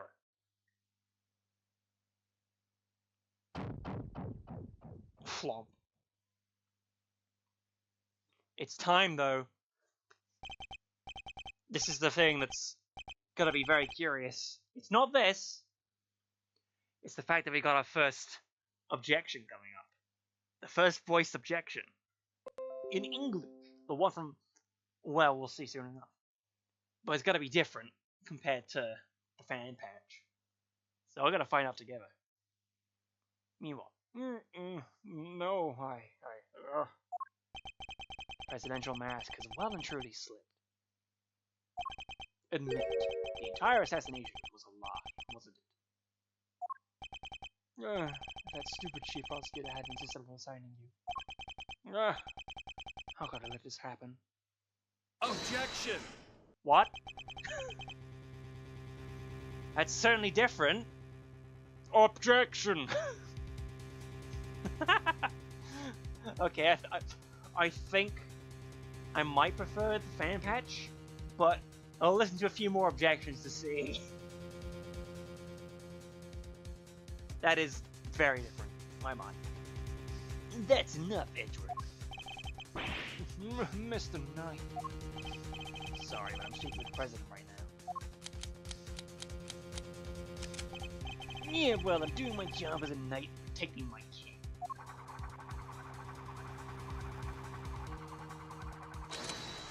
So go ahead, keep running your mouth. Perhaps it would be better if we stuck to the threatening each other with word? He wouldn't, would he? Nah, I don't need anything to shut you up. Alright, my move. Question.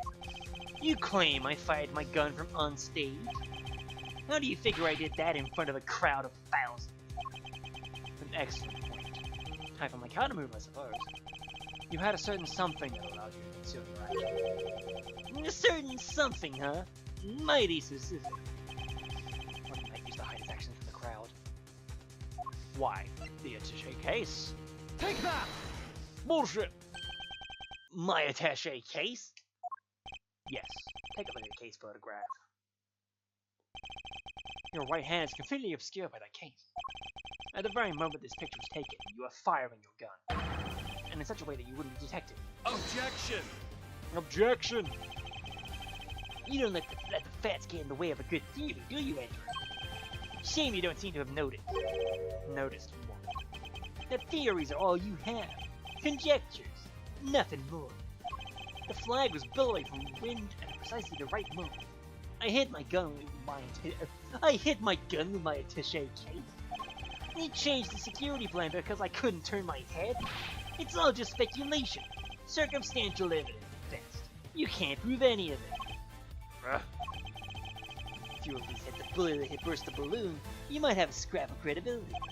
Imagine, you could have run my forensics to see if it matched my gun. But no, that bullet is at the bottom of the lake. You gotta go dredge it up. I hate to say it, but he's right. I don't have anything concrete. I thought not. Maybe now you can shut your mouth. Hold it! Holy shit, the guitar. It's Lloyd. Well, she could shed some light on this whole situation. I just need to get her to talk. Before I forget, with the whole Knight's objection and all that, I did see, because over on Twitter they were doing like mini sketches to like hype up the game before it came out with some of the characters in this game, and I saw that they did one with Sebastian the Best, or Eustace Winner, and I saw that there was an objection in there, And I didn't watch it because I know for a fact that that video is probably going to have Eustace's objection. And I don't want to wait until he actually shows up before that comes into my ears. God, it's gotta be interesting to hear it all. Especially by the time we get to the end. What's the matter? Something you want to say, Miss Journalist? No, never mind. That's what I thought. Miss Lloyd. I need you to be brave. If you don't speak up, the truth will be lost forever. You are a journalist after all, are you not? Dang it. I can't stay quiet any longer. Hey, you understand what you're doing, right? I think carefully before opening that mouth. I was so focused on bagging me a scoop, I forgot the most important thing of all. Real journalists don't lie. Ain't no dang scoop that ain't the truth. I'm sorry, Mr. Edgeworth, I should have showed this to you before. What is it? It's the laser pointer I used on the president. But that's all I done. I never shot nobody. You stupid. I thought I told you. You squeal and you go down to the compass. It was him. He told me to do it. I was at Zengfaw's embassy, stepping out a story like I told you. This was 3 days back. He comes up to me out of the blue, just starts talking. Help me out and I'll get you exclusive access to the president. That kind of stuff. What about the gun in the trash? That I don't know nothing about, I swear. All he's told me was to wear a jacket with a red hood, pointed pointed at the president. I never thought for a minute it blew up my face so bad. I'm sorry. Truly I am. Thank you, Miss Lloyd. I'd like you to testify to that effect when this goes to trial. It ought to go a long way towards proving that the assassination was a sham. Ugh! What's with you people? Don't any of you know what's good for you? My sympathy was tonight had you successfully removed his feet from this case as you intended. Perhaps then you could have kept your pawn quiet, Come here! So let me get this straight, told Tab. You let slip about our fake assassination buckle had you convicted for murder. Or something like that. Of all the dirty! I said no such thing! Hold it! President Wang? Give it up, Knight. It's time we came clean. It's our only choice. So, Mr. President, you admit it. You admit that there was a plot to fake an assassination attempt? I do. I'm sorry. But why? Why do something like that? My popularity's been on the wane back home. It's far down the shitter. I ain't got no paddle. I thought surviving an attempt on my life might give me the boost I needed. I know what I did was wrong. So yes, it was all lies. All of it. The bullet in the vest? It was planted ahead of time. I wasn't hit by anything today. Prop, used in the stage assassination attempt. Woo! But then, what was up with the killer? Appeliner got south somehow. And then he disappeared. No bet on turning a fake assassination into a real one. Hence the red raincoats, but you'd hope to get close enough to the fake assassin to finish the job. There is one thing I don't understand though. Oh? What about that? Why did Rook have to die? The whole thing was fake. How did he wind up getting killed for real? That's true. And therein lies the real question. He was a fine bodyguard. The best, in fact. He may not have been a native of Zengfa, but he was someone I could fully trust. Mr. Rook was really something to gain the trust of somebody who's hide from his own shadow. Sounds like it was as trustworthy to the president as I am to you, huh, sir? I believe that's for me to say, Detective, wouldn't you? Mr. Rook must have known about the plan too, then, correct? He wasn't aware of any specific details, so not really. I tried to involve him, but he refused. And you would have done well to listen to him. This is a tragedy. The life of a good man has been wasted. What was so great about him anyway? What's gone into him? He was just another piece on the board, there to protect you, nothing more. Mr. Knight, how could you? Who was it that actually went along with your plan, huh, Mr. President? While that pious coward backed down when you needed him to step up the most. I value your support too, of course, but... Look, I'm your chief bodyguard now. That's all that matters. Now that that spineless fool Rock is gone, things are gonna change around here. thanks to me, genius strategist, grandmaster, rightful leader of this team. We are well aware of your ambitions, Knight, but doesn't this seem a little imprudent to you? Why? My plan this time was perfect, as they always are, and as they always will be. That's quite a statement, especially considering that your perfect plan with abject failure. Yeah, no thanks to you, and that buffoon Rook. How exactly was it Mr. Rook's fault? If he hadn't died, this kiddo would never come after me, and they wouldn't have had left you on this plane. Please, Mr. Knight, you mustn't talk like that. Fine, the guy died protecting me. I'm sure it's just what he always wanted. But did he die then? Wait, I thought the whole assassination thing was fake. Oh, come on, do we have to say everything twice? We planned a fake assassination, but somebody else came along and tried to make it real. 2 shots were fired, remember? Like you said, Edgeworth, one of them was the bullet I shot for. But the second? That wasn't me. Oh, really? And who did fire it? The real assassin, but not the killer. His plan was to come after the president with a knife. No, the most likely suspect here is the piece cowering quietly in the corner. Our lily white queen over there. What? Miss Lloyd! Again with this? I'm not your danged assassin. But is that really true? I, for one, don't believe it. A gun in the trash can. It can only belong to you. Okay. We've talked for a lot. Knight's Gambit. I think it's time for another intermission. Just to have a brief reprieve. We will come back to Knight's Gambit. There we go. We're safe now. Afterwards, after a bit, take the time for things to catch up. Catch up quickly. Come on now. We know what you like. Boopy doopy doo. Doodly doo. We can even press this button. So it is up to date. Alright. Okay, there we go. And then it moved over a little bit. What the fuck even? Alright. Yeah, just so we are certain that we are paused, we can press that button there. And start playing some music again. For a little bit. And I will see you in a bit after this little brief intermission to get drinks, etc. Oh god, that's actually whatever. Oh my god, no, stop it, please. Please, I need to talk over this because I forgot there was actually vocals in this thing. Fuck, shit, fuck. No.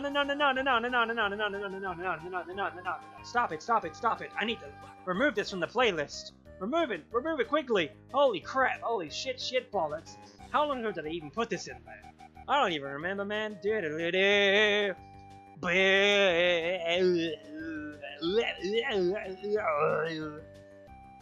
Although knowing me, it's just gotta go right into some more, like, music that has lyrics in it. Oh, Jesus. Brief panic. Do-do-do-do-do-do. Ah, loo-loo-loo-loo-loo. I guess when I press the next button. Ah, look! This is supposed to be an intermission, not a panic attack. Weird! And there's the dropped frames. And then it changed over. Huh? I'll be good now. We going? Okay. We're fine, I think. Load up the OBS again, so I can mute the microphone. We will actually be back in a little bit. See you in a bit.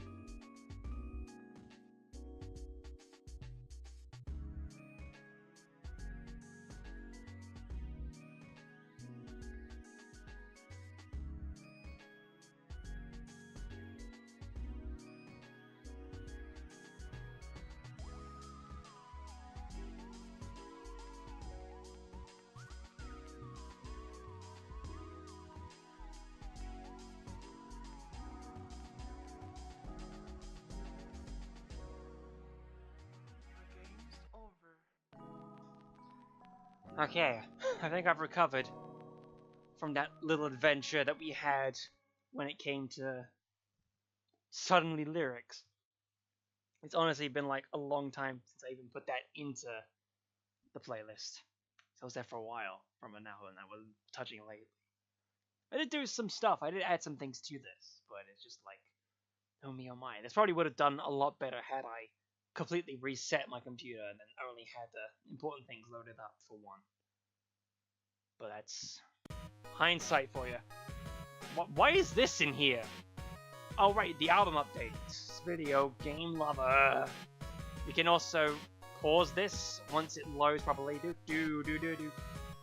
Unless, actually, which one? This one, right? It might. Maybe, oh god, this also has lyrics. What do you mean? Shit bollocks. You only listen to the first beginning part of it, don't you, Joshua? Lord have mercy.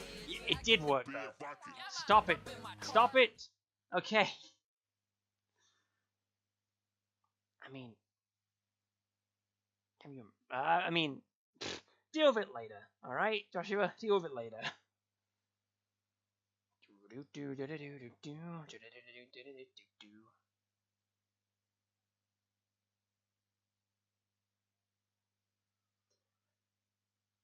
Okay. All right. We are better now. Doof. Okay. All right. Let's Gambit. Right? Yes, right? Please? There you go. Oh no, drop frames. Don't tell me these are gonna disappear from me. No! I'll find out. Okay, so it is there. I think. We'll go in still. It's just a slight error on YouTube bar. Really will have to do better, like maybe reset before we do the next one of these. Shrug moment. Okay. As soon as I shot the balloon, I rushed over to help Rook escort the president back onto the plane. I left Rook here in this room while I secured the president in a safe. When I came back out, Rook was lying there on the ground. Miss Journalist was shot for while you were escorting the president off stage. That single killer shot was fired by the gun you found in the trash can. Bullshit, that thing is empty. So you don't actually know when the victim was struck by the bullet, do you? The knight doesn't protect the Rook, Edgeworth. He protects the king. What are you, dummy? You want to translate? He means that his only concern was protecting the president. Lose the king and you lose the game. Isn't that the first rule of chess? But a win in which a key piece is sacrificed is a hollow victory indeed. Doesn't matter. Still a victory. I kept the president safe. I win. Well, it's a bit early to be calling a little match in any case, for this is where our battle really begins. Rebuttal. Knight's Gambit. Holy Gambit. Zoom over. I have suspicions. Does it say? 2 spent bullets. Fuck, right. Go back. Hold it! Pressing. We're pressing now. The victim really didn't take part in our little plan then, did he? Nope! And we kept him in the dark on the details. So we really told the president was in danger? But wait, he must have noticed that the shot came from right next to him. Maybe he did. Guess we'll never know. And even if he did know it was a sham, he'd still have a job to do. Still have to protect his king. I'm not sure to make a judgment like that in a split second. Impressive. He really was as capable as they say. Not so capable I couldn't read him like a book. I made it so we had no choice but to go along with the performance. Hold it! Hold it! Why do that? You and the president both knew the whole thing wasn't real. But they had to seem real. There are people everywhere. It's not a good look, right? Imagine if someone had spotted the man who'd just been shot at, hanging out in his plane, sipping grape juice like he didn't have a care in the world. What was the victim doing during all this? Who knows? I was in the safe room, like I said. Anyway, When I came back out, Rick was lying there on the Hold ground. it! Who let him do that? Where on the ground, exactly? Right where he is now, in the middle of the floor. The door to the outside was shut, though. Guess the bullet must have hit him right before he closed it. And thanks to his little blunder, my whole plan fell apart. Nice, you mustn't talk that way. He may have kept you safe, Mr. President, but he isn't here now to save your good name. I'd call that dereliction of duty. What would you call it? An honorable try. Which is more than what you'd give it, I'd say. Sorry, but that's just how it is. Miss Journalist was a shot where you escorting the president off stage.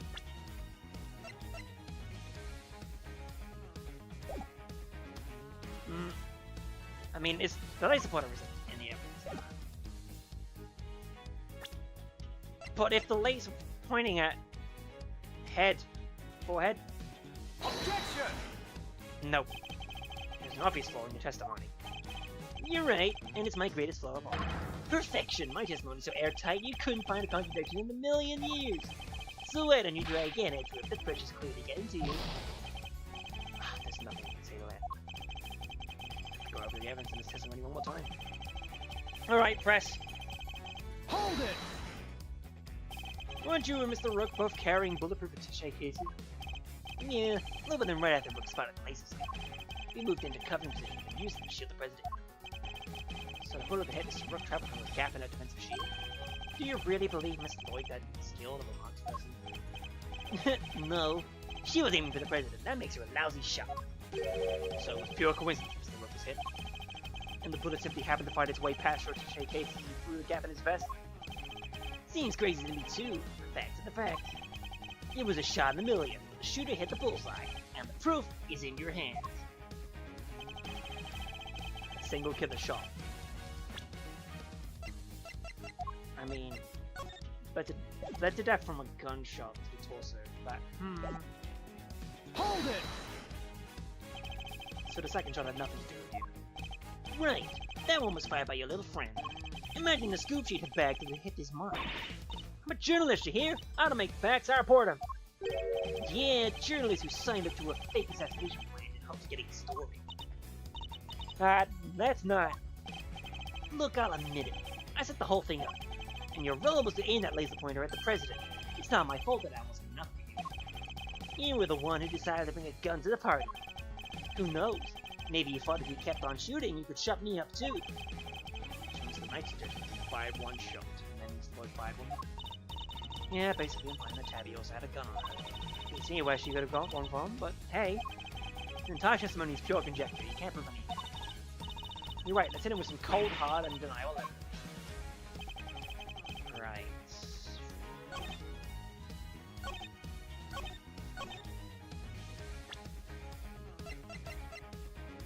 Well, actually, no, 2 spent bullets. So, why exactly are you saying one shot? Objection! Hey, hey. So you contend it was you who shot the balloon and Mr. Lloyd who shot Mr. Rook? Are you sure about that? Sure, I'm sure. Well, what you propose would indeed match up with the total number of shots heard. The gun from the trash can itself could also be fired twice. Now, why would the supposed number of shots heard from this gun different from the number of spent rounds? It's simple. Because it was planted. Planted by the real perpetrator of the crime. Somebody faked the evidence? Yes. And if you think about it, the reason for doing so is obvious. To ensure that whoever found the gun would conclude that the shooter had been in the spectator arena. And in order to do that, they had to make it seem as if both shots had come from this one weapon. I get it. So that's why he's got 2 spent rounds, huh? Precisely. So you've already proven the bullet that burst the balloon came from a different weapon. Which makes it entirely possible that the bullet which killed Mr. Rook didn't come from this gun either. Nice work, Edgeworth. That's some high-grade shit. But why won't you get to the point? You've come this far. Spit it out. Oh, I intend to, don't worry. I'll spit on you. The person that really shot Mr. Rook was... Take that! You, Mr. Knight, you're the one who murdered Mr. Rook. Ooh, finally got up the courage to say it, huh? Surely not. Sure you wouldn't have. It wasn't only the killer who tried to take advantage of this fake murder plot. You killed Mr. Rook, hoping that he would look like an accidental victim of the plot assassination. But the president walked away in the safe room and the door of the being playing tightly closed, it was just you and Mr. Foot alone. Together. And that was when your third bullet was fired.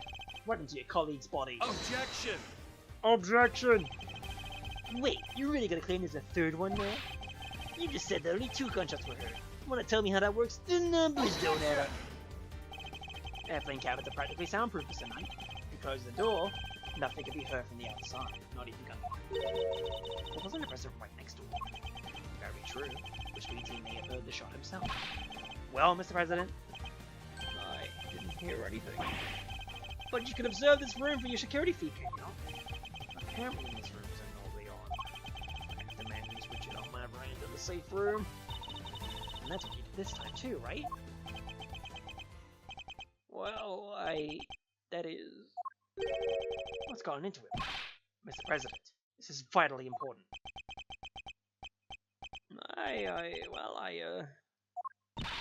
Please, President Wang. Fine, I was busy hiding under the bed, covering my ears. What? Even though you knew the whole thing wasn't real? Yes. Because I hate the sound of guns. Hate! Just the slightest hint of that awful noise and... Oh, it's just too much.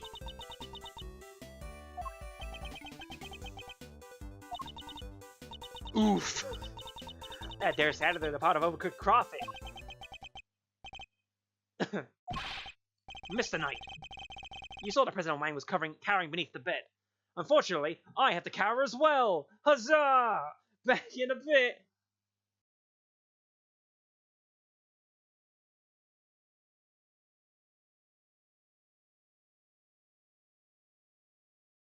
You know what? No, I'm not even going to bother with the music again.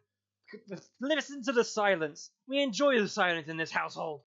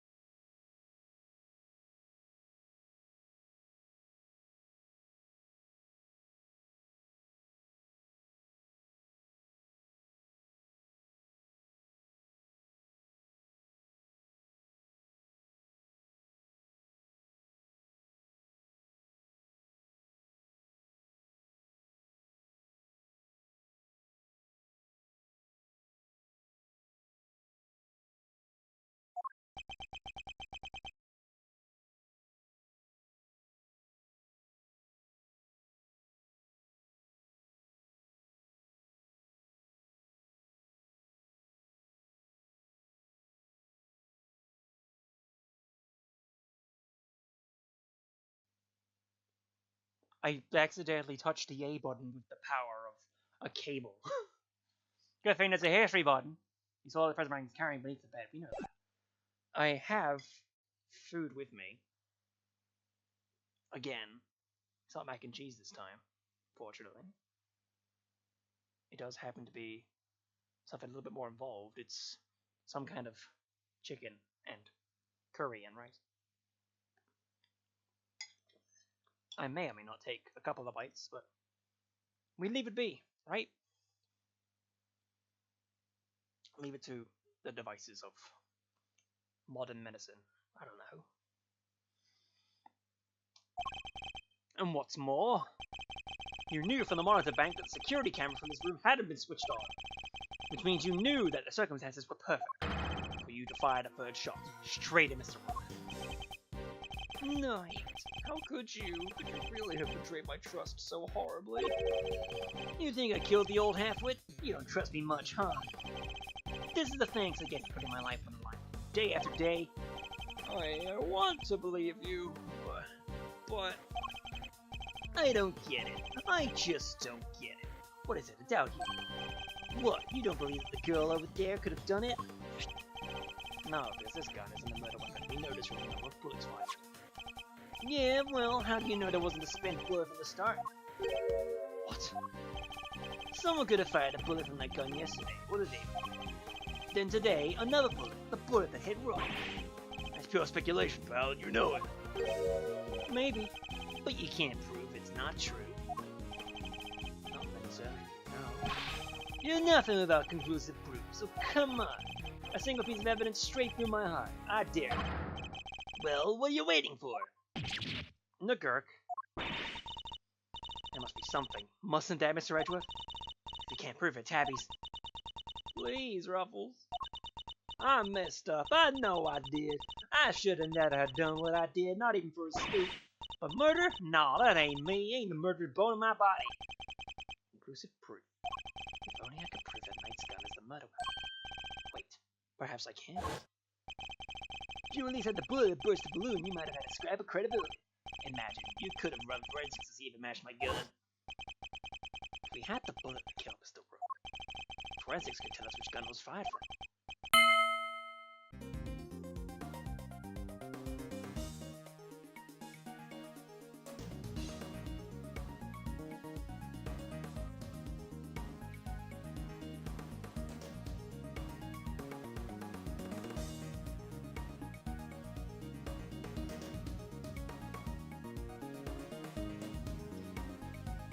Alright.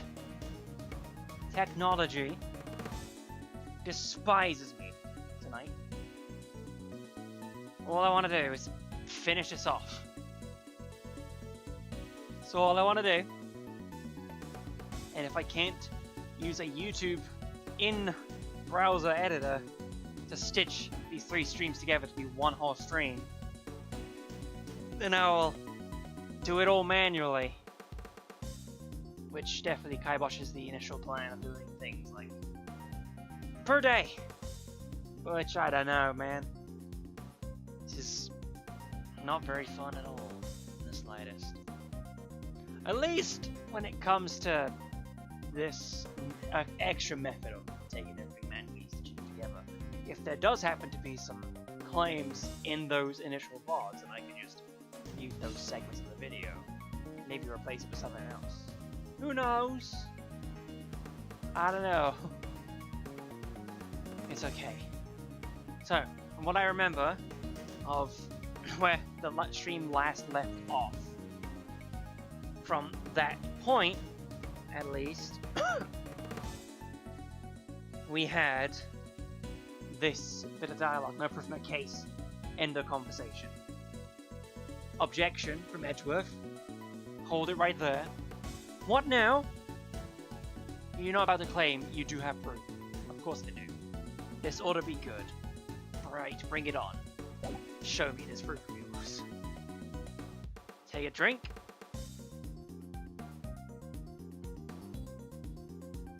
Breathe.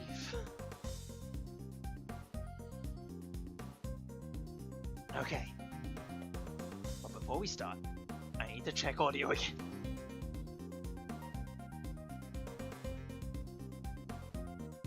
Audio's been checked. The bullet that killed Mr. Rook is the key to ending our little game. Very well. My conclusive evidence is... the bullet that killed Rook. We wouldn't have that because... I mean, I would find that ahead of time, so we don't have it. Not currently in my possession. Alright then. Thanks for playing, folks. That's game over. However, it is here in this room. What? As we know, the bullet that killed Mr. Rook passed through his body. Where did it end its journey? perhaps we should cast our mind back to an earlier conversation. After passing through his body, the bullet that took Mr. Rook's life is then found itself lodged in the vest. He's right. If the prison had been wearing that vest, things could have been a lot worse. But now, of course, we know that the so-called assassination was complete fabrication. The vest was prepared in advance, made to look as if it's been hit by a bullet. Which begs the question, where's the real bullet? I like it. A twist. This is good stuff, Edward. Come on, then. Don't keep us in suspense. Does any of the evidence point to where the bullet that killed Mr. Rook might have ended up?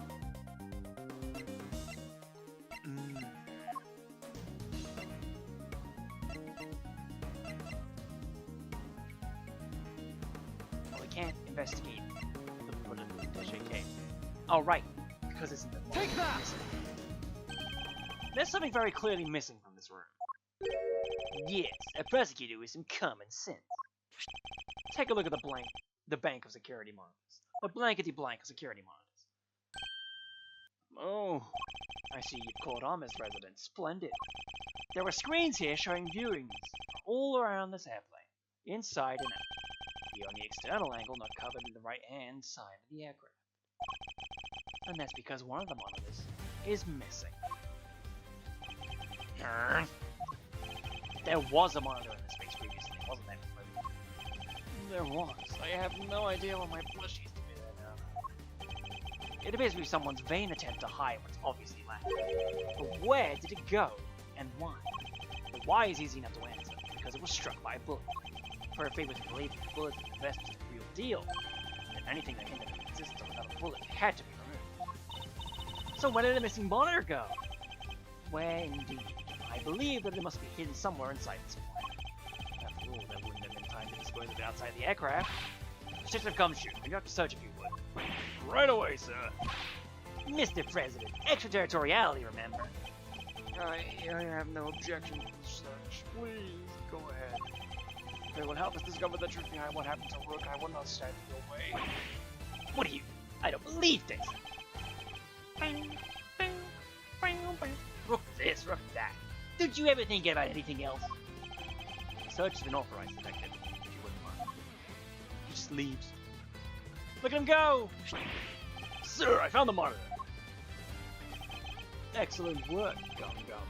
Now go ahead and extract the bullet. Let's see, if I put my hand in here and use... Come on. Got it! Well, would you look at that? Blood. This is the bullet that killed Mr. Rook, there's no doubt about it. Bloody bullet, David, jot it down.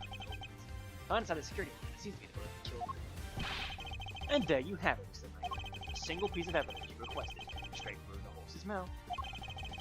Even you must now admit, if this bullet didn't come from the spectator area gun, then Miss Lloyd cannot be Mr. Rook's killer. What? No pithy comeback? Detective, have forensics on that, like striations, compare them to the government. Yes, sir. Well, I got the evidence you need. You can count on it.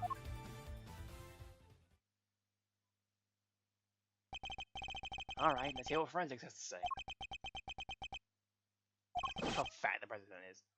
Our findings are as follows, sir. Firstly, the blood on the bullet is indeed that of the victim, proving that it was the bullet that killed Mr. Rook. Secondly, we found Mr. Knight's fingerprints on the gun, probably from where I handed the evidence over to him. Now for the key part, the striations. If they're not a match, then Miss Lloyd is in the clear. Lastly, the striations on the bullet are a match with this weapon. What? But how could it be? No way! Oh, come on! There's no doubt about it, sir. It is the gun that fired the bullet. How? Well, isn't that something? Conclusive proof that I was right. Nice throw. What's the matter? You didn't think you had me backed into a corner, did you? Guess you misread the board. Just pulled it out again. Because the only one backed into a corner here is you. Knight's counter. There's no denying it. Forensics proved that the gun and bullet are a match. The bullet that killed Rook was fired from that gun you found in the spectator area. So who pulled the trigger? You can't have been me. I was up on stage, which means your little friend, the hack that killed me. She's the murderer, and you just proved it. Your move, Edgeworth. But just remember two things. One, the gun, and 2, which gun the fatal bullet came from. Whichever way you look at it, I can't have been the shooter. How did it come to this? Me and the president, we admitted to faking the assassination attempt. Now it's your turn to admit something. Who the killer really is. There's no way Tabby did it, is there? Don't let them get to you, Kay. We just need to go over their statements again. There's obviously something further we can deduce from them. Okay, let's do this, Mr. Edgeworth. I do promise here and now that when it comes to doing the other streams of the other cases, it's not gonna be all at once like this. It's only just because, like, this one case is shorter than the rest, and also that, you know, the whole first chunk of whatever this thing was just what happened in the demo. We need, like, at least some meaty content from this thing. So, okay. Hold it! We hold it. No, that's... Objection! Objection! What was it you said that forensics would back you up? How does it feel to be shot in the chest by your own conclusive proof? Not so good, I imagine. Blood in the gun are a match, Mr. Edgeworth. That kinda has to mean a tactical trigger, no? Even so, I simply cannot accept that. But sir, there's no denying the evidence. There isn't. So what am I missing? I assume Mr. Lloyd to be innocent, then the gun and the bullet shouldn't be in there. What is it, Kay? I was just thinking. The evidence points to something that doesn't seem possible. Maybe there's something wrong with it. You're asking me to call the evidence in question? There's no way Tabby did this right. If the evidence says that she did, then the problem is like that. I seem very sure of this. Call it my great thief's intuition. Intuition. Still, she could be right. I simply don't believe Mr. Lloyd to be a malicious liar, which means someone who believes that evidence is ever being caught. The irony's not lost on me. But if I were to call a piece of evidence into question, it would have to be the bullet. Or just be wrong. Detective Gumshoe, you didn't do anything strange to the bullet you covered it, did you? Strange like what, sir? You didn't step on it or anything? How could you, sir? How could you even think something like that? You didn't even go further on me, did you? Huh? We just found the bullet, and yes, the detective would have absolutely never done anything to it. In which case... Oh, the gun. Maybe? Something untoward is going on here. Would have to involve a weapon. After all, we only just recovered the bullet a little while ago. Furthermore, we know that Mr. Knight has an opportunity to handle the evidence. Now hand over the evidence you have gathered and remove yourselves from this plane. I do as he says if I were you, Edgeworth. Kung. This can't really be the end of the line, can it? Indeed, you have an opportunity. There's no doubt that this gun is the weapon that was used in the crime. Which means it must belong to... Horace! Take that! The gun belongs to Mr. Knight. He switched them around. That has to be it. Mr. Knight's revolver darted down and organized the switch from the one found in the spectator area. Bullet blocking matched those of bullet found in the instant. Bullet killed Brooks fired from the gun you found in the spectator area. So who pulled the trigger? It can't have been me. I was on stage. Go for it. The heck killed Brooks.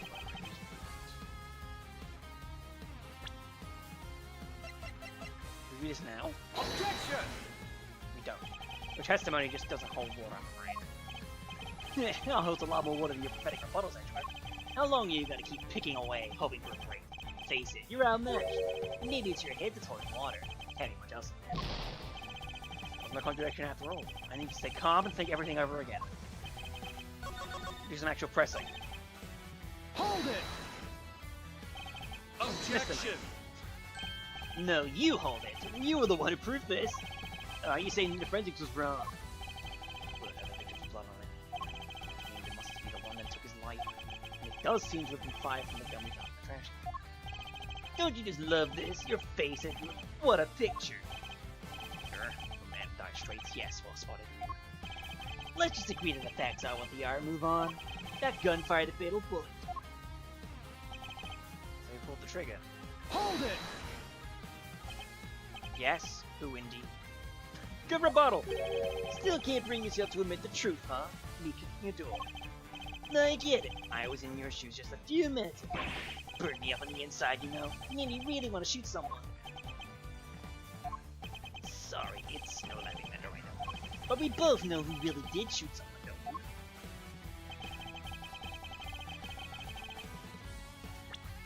Maybe it wasn't here. Objection! Nope. There was an obvious flaw in your testimony. You're right, that's my greatest flaw. Perfection. I've seen this one, though. I can find a contradiction in a million years. Okay, try again, Edgeworth. I will try. I will press. I will continue to press. Nothing but the press.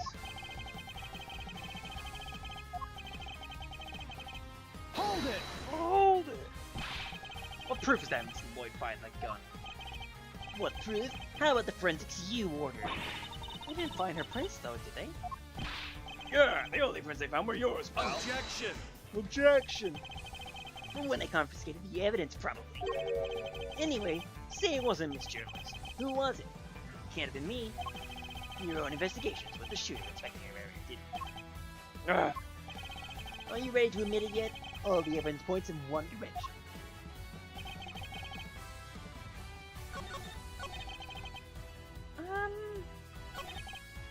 Hold it! Press. That's not what I proved at all. Oh yeah, so what did you prove? Still trying to make this about how I fired the first shot? Sure, you proved that and I admitted it. But so what? You're forgetting to do one thing, and one thing only. You got that right, to uncover the truth. And you think running your country's relationship with Zangfar is gonna do that? No, your job is to solve an attempted assassination. Nothing else. I'll decide what my job is, thank you very much. You're not gonna tell me what to do. No, sure, let the trail go call off. Flip your wig over who gets to say who what to who. Or you can finally do the right thing and admit that your little friend is guilty. Never got a guilty one here, there's no doubt about it. Markings on the bullet are consistent with those left by the weapon in the crash can. But if Mr. Knight would have tampered with the gun somehow, he could have only done it once I had the evidence. I don't think we can do this right now. There must be something. Reading thus far has been sound and further, which means we can overcome his defenses this time as well. Give me that forensic result on his side. Testimony is untruthful, there is always an argument. This isn't to what he has to say for himself one more time. Okay.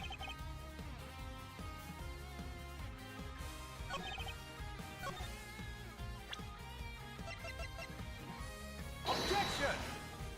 Fuck. Holding water, etc.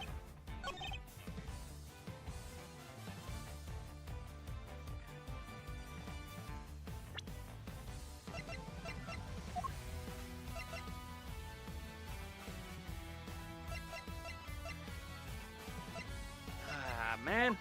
I don't remember this. Objection! Okay, there we go. Admit it, you switched the guns, engine this night. That's why the Mocking smashed the weapon in question. It was yours all along. An intriguing move there, Edgeworth. And I must have made the switch when I handed over the evidence, while I was busy trying to make the case for remaining on the investigation. You took the laser sight from the gun we found in the trash can, and put it on your own! Then, not long afterwards, you handed that gun back to me and said what we found. I did, huh? You think I somehow knew you'd find, let alone run forensics on that bullet sometime in the future? Is that so strange? You're a chess player. Man, well, used to be. Spinorama, baby! Spinorama! Time to turn a light on, because it's getting dark in this freaking room. I'm looking away from the screen. There we go. Now it's nice and bright. I'm flattered. As much as it pains me to admit it, you're overestimating my abilities. And it's entirely not what I wanted to do. Besides, do you even have any proof that I made this move? Knight's counterpart 2. The gun is the same model as mine. It's sure, but it's just a coincidence. Take up. And look, there's a laser sight attached. Also, take a look in the cylinder. 2 spent bullets. Just what we'd expect to see.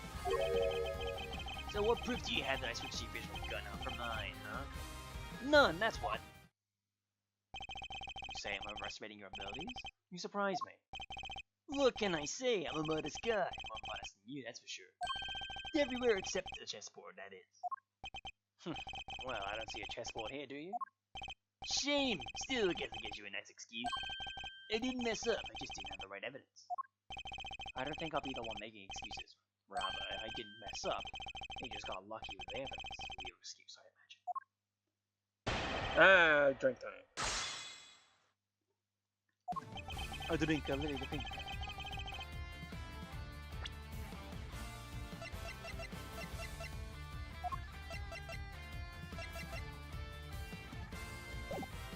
Just press. That's the important thing in these games, just press. Coincidence, you say? It wasn't a necessity. You can't be both, pal. Sure he can. Me bodyguards need to protect the prisoner. And the girl we needed to use a gun. She probably doesn't know a whole lot about it. It's not so far-fetched or anything, something she'd heard of. That was also I have to use. Okay, but why a revolver? Why is that your go-to gun? Probably something to do with easy to use. No spent cases to chase down, for example. Exactly, the perfect tool for a job where you can't fail. Or don't know what you're doing. Still, coincidence, necessity, doesn't make a whole lot of difference either way. Something's not attached. No, go back! Wait a minute. Can we check this? Oh. So it is 2 spent. Alright, it's fine. Hold it! Because she swapped it on there. Good dumbass. Put up or shut up, Edgeworth. Where's your evidence? That is. Don't go making accusations you can't back up. What did your daddy never teach you that? As it stands, the facts are in my favor here. Never mentioned my father to me. Hold You never it! had the chance to. I've been meaning to ask, actually. What about your own weapon? How many 10 bullets you had? This old girl here? Well now. Spin it. And then loose a few rounds earlier, as you saw. Approach his gun every time he fires it. But even if I were to tell you how many there were at the time, you'd never know we had verified it. Of course, in order to swap the guns properly, he'd have to maintain the right number of bullets per gun. Didn't have the chance to put on any gloves, though, which means... Alright, I think it's about time you did the right thing this time. Game's all but done, see? What's proof you had I switched the original gun out of mine? No, that's... we checked that the grip, even. None of that. Hold it! Objection! Objection! Something you clearly don't have. You did. You'd have made your way to move by now. We do so have proof, right, Mr. Edward? You have to give a chance to investigate any further. I have to work on Guy Gambit. Think, Miles, think. Consider all the possibilities. If you got the goods, it's now or never. How are we supposed to prove to switch the guns? Unfortunately, we don't have any direct evidence of this wrongdoing. That in itself is proof of its kind. Because otherwise the striations shouldn't line up like they do, right, sir? Right. We must carefully consider and infer what we can from the evidence that brings up his testimony. The truth is in there somewhere.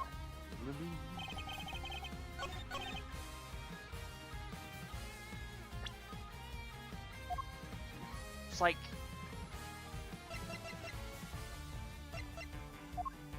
He said he reloaded this thing, so maybe?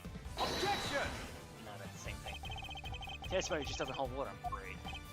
It holds a lot more than water than your pathetic rebuttals, Edgeworth. How long are you gonna keep peeking away, hoping for a break? You're out, man. You put your head to the water. Yeah, we've seen this. Not bad.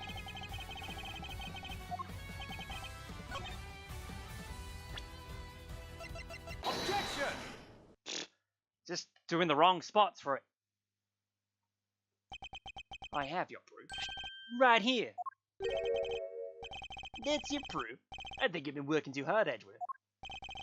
Not the gun itself, the evidence it carries. Evidence that will prove once and for all that it does in fact belong to you. I'm looking forward to this. Go ahead, make your move. What's about to come into play? The rook? The bishop? Not a pawn, surely. The evidence gun will provide takes the form of,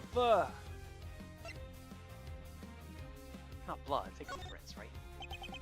Fingerprints. Mainly your fingerprints, Mr. Knight. Objection! My prints? Of course my prints are on the gun. You handed it right to me when you gave up the evidence. How could they not be on there? Objection! What have I told you? There are prints on a Parliament gun. You shouldn't have touched anyone. What? Where? You can't prove that. Oh, but I can. There's a place where your fingerprints could never have been found. Things happen, as you say. Now, to present to find a piece of evidence that will bring our game to its rival conclusion.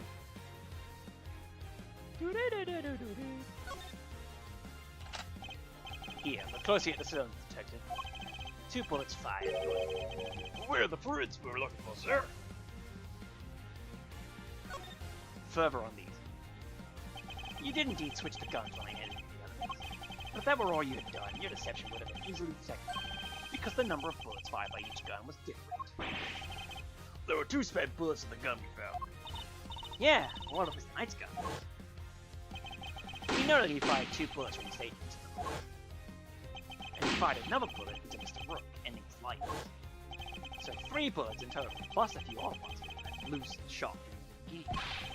And after each shot, he reloaded his gun out of habit. With his bare hands, of course. Officer, where exactly were Mr. Knight's fingerprints found? The ones you mentioned in your report. Sir, they were found on the exterior of the weapon, but also on the bullets themselves. I'm not sure they could have gotten there just from me handing you the evidence, Mr. Knight. Gnurk! That's... And there we have it. Proof that you did indeed switch the guns. This gun, the one which fired the bullet that killed Mr. Rook, is yours. And in taking his life, you are the true assassin. I didn't. Checkmate. No!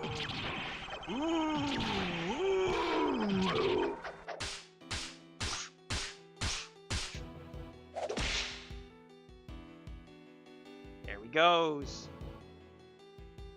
Didn't take very long now, did it? I was gonna be the new chief of security. That blasted Rook. Had it been for him, I would have been in charge by now. I would have been in control of the whole team. That was perfect. The fake assassination was supposed to be flawless.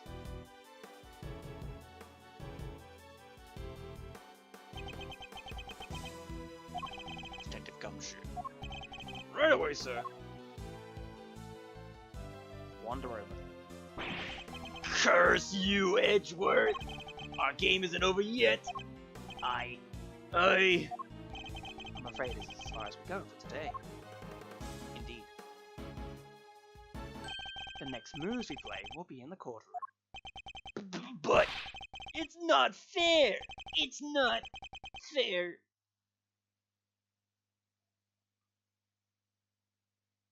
Take him away, Judge. March 25th, 5:12 p.m., Gourd Lake, Lakeside Stage. Mr. Edgeworth, I owe you a debt of gratitude. You exposed a murderer within the ranks of my own personal guard. I will not soon forget that. He suddenly ran presidential again, now to look back outside the plane. Yes, I had to keep up appearances, I suppose. I saw it, you know, when I first proposed the fake assassination to him. You want me to handle it now, Rook? Rook refused, but I can rely on you, can't I? Of course, sir. You can count on me. I'll put together a plan that can't possibly fail. And he'll play his part like the pawn he is. The hatred in his eyes was plain to see. Despised poor Rook. I was not entirely comfortable at who pulled the knife in the car charged with low perception. And looking back, I think he sensed my discomfort. I can't help but think I played a part in this decision to end Rook's life. Mr. President, none of this would have happened if you hadn't plotted to make it a 10-million life. That was your crime, and it's a crime you'll have to live with. You're right. I can only apologize for the part I played. But I will no doubt be made to pay my actions, one way or another. But I thank you nonetheless. You solved the riddle of Rook's demise, and for that, I shall be eternally grateful. I will be here in your country for a little while. For when I have returned home, perhaps you will visit us and say goodbye. You will always be welcome. There he goes. Oh, thank you, thank you, thank you, thank you! Y'all don't know how grateful I am. All's well that ends well. Mr. Lloyd, the accusation of murder made against you was, of course, entirely groundless. The fact remains that you were a willing participant in the staged assassination attempt. The police will no doubt wish to speak to you about the matter. You should be aware that you may as well be punished for your actions. Ah, no, I'm awful sorry about it. Truly I am. I understand your desire for a scoop, but there are limits. There sure are. It gotta be something serious thing to do. Did it, Mr. Edgeworth? That was something else. Local prosecutor solves assassination conundrum, earns eternal gratitude of president. What's that for a headline? Hey, there's my department. Mr. Prosecutor, how does it feel to solve such an important case? You must be over the moon. He certainly doesn't stay down for long. No comment. Dang, you're one tight-lipped son of a gun. As well I should be. This case is not over yet. It isn't? How come, sir? Because until we unravel the story behind this, the case will never be completely over. Ah, bollocks. And I can't pause. Write this. Take that! The killer's calling card? Instead, the killer has yet to complete his assignment. You mean he might still try to murder the president? I hope I'm wrong, but if I'm not, this could have been something more sinister yet. As one would expect with the attempted assassination of a president, the case was all over the news, and in my preparations for Mr. Knight's trial, consistently interrupted by requests from the press. There wasn't a person in the land who didn't know about the case. Everybody was talking about it. But in the midst of the frenzy that followed, nobody noticed that this was only the first move in a game far bigger than any of us could have imagined. The end! Turnabout Trigger! Completed episode 1 without using story mode. Save progress into number 3! Wahi! The captive turnabout, beginning opening. So, yeah, I guess they're still using the something turnabout for the name formatting, I suppose.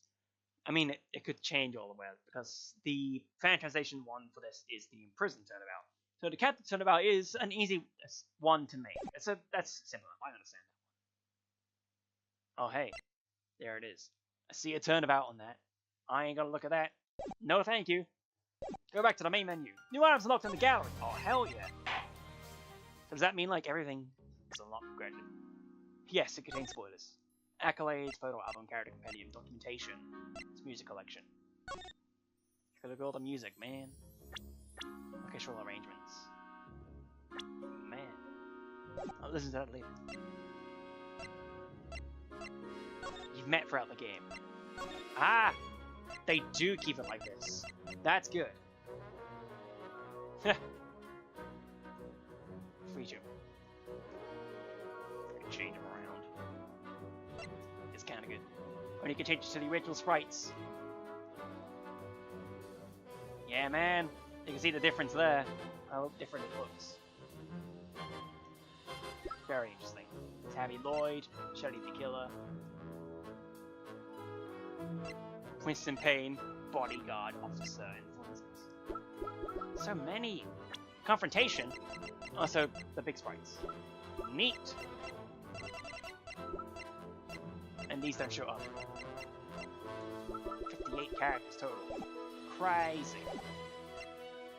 And we'll look at accolades. Okay. Do. All these will be done. And then there's all the rest of the stuff too. Like Z says. I'll look over this on my own time. Whatever. It's fine, we know now. Alright. So that was the first of these streams. I apologize for all the fuckery in between. Let's just make it more official by swapping over to the actual end time. This one here. It's not going to drop any frames, is it? No. Also, I don't know if it's even going to keep the audio from the game going for this screen. It certainly doesn't sound like it. But it's fine, okay? We're fine. Thank you very much for tuning in this time. Even if it did take a long while. I might stitch these all together. Will depend. Because this was a fuck-ass kind of evening. I will see you in the next Investigations 2 stream. for the start of the captive turnabout. And we learn more about more characters, etc. How very nice. So I will see you then. I hope you enjoyed. And as always, enjoy, I guess. By the way, I saw this couple of people that unsubscribed during the stream. Funny that. Very funny.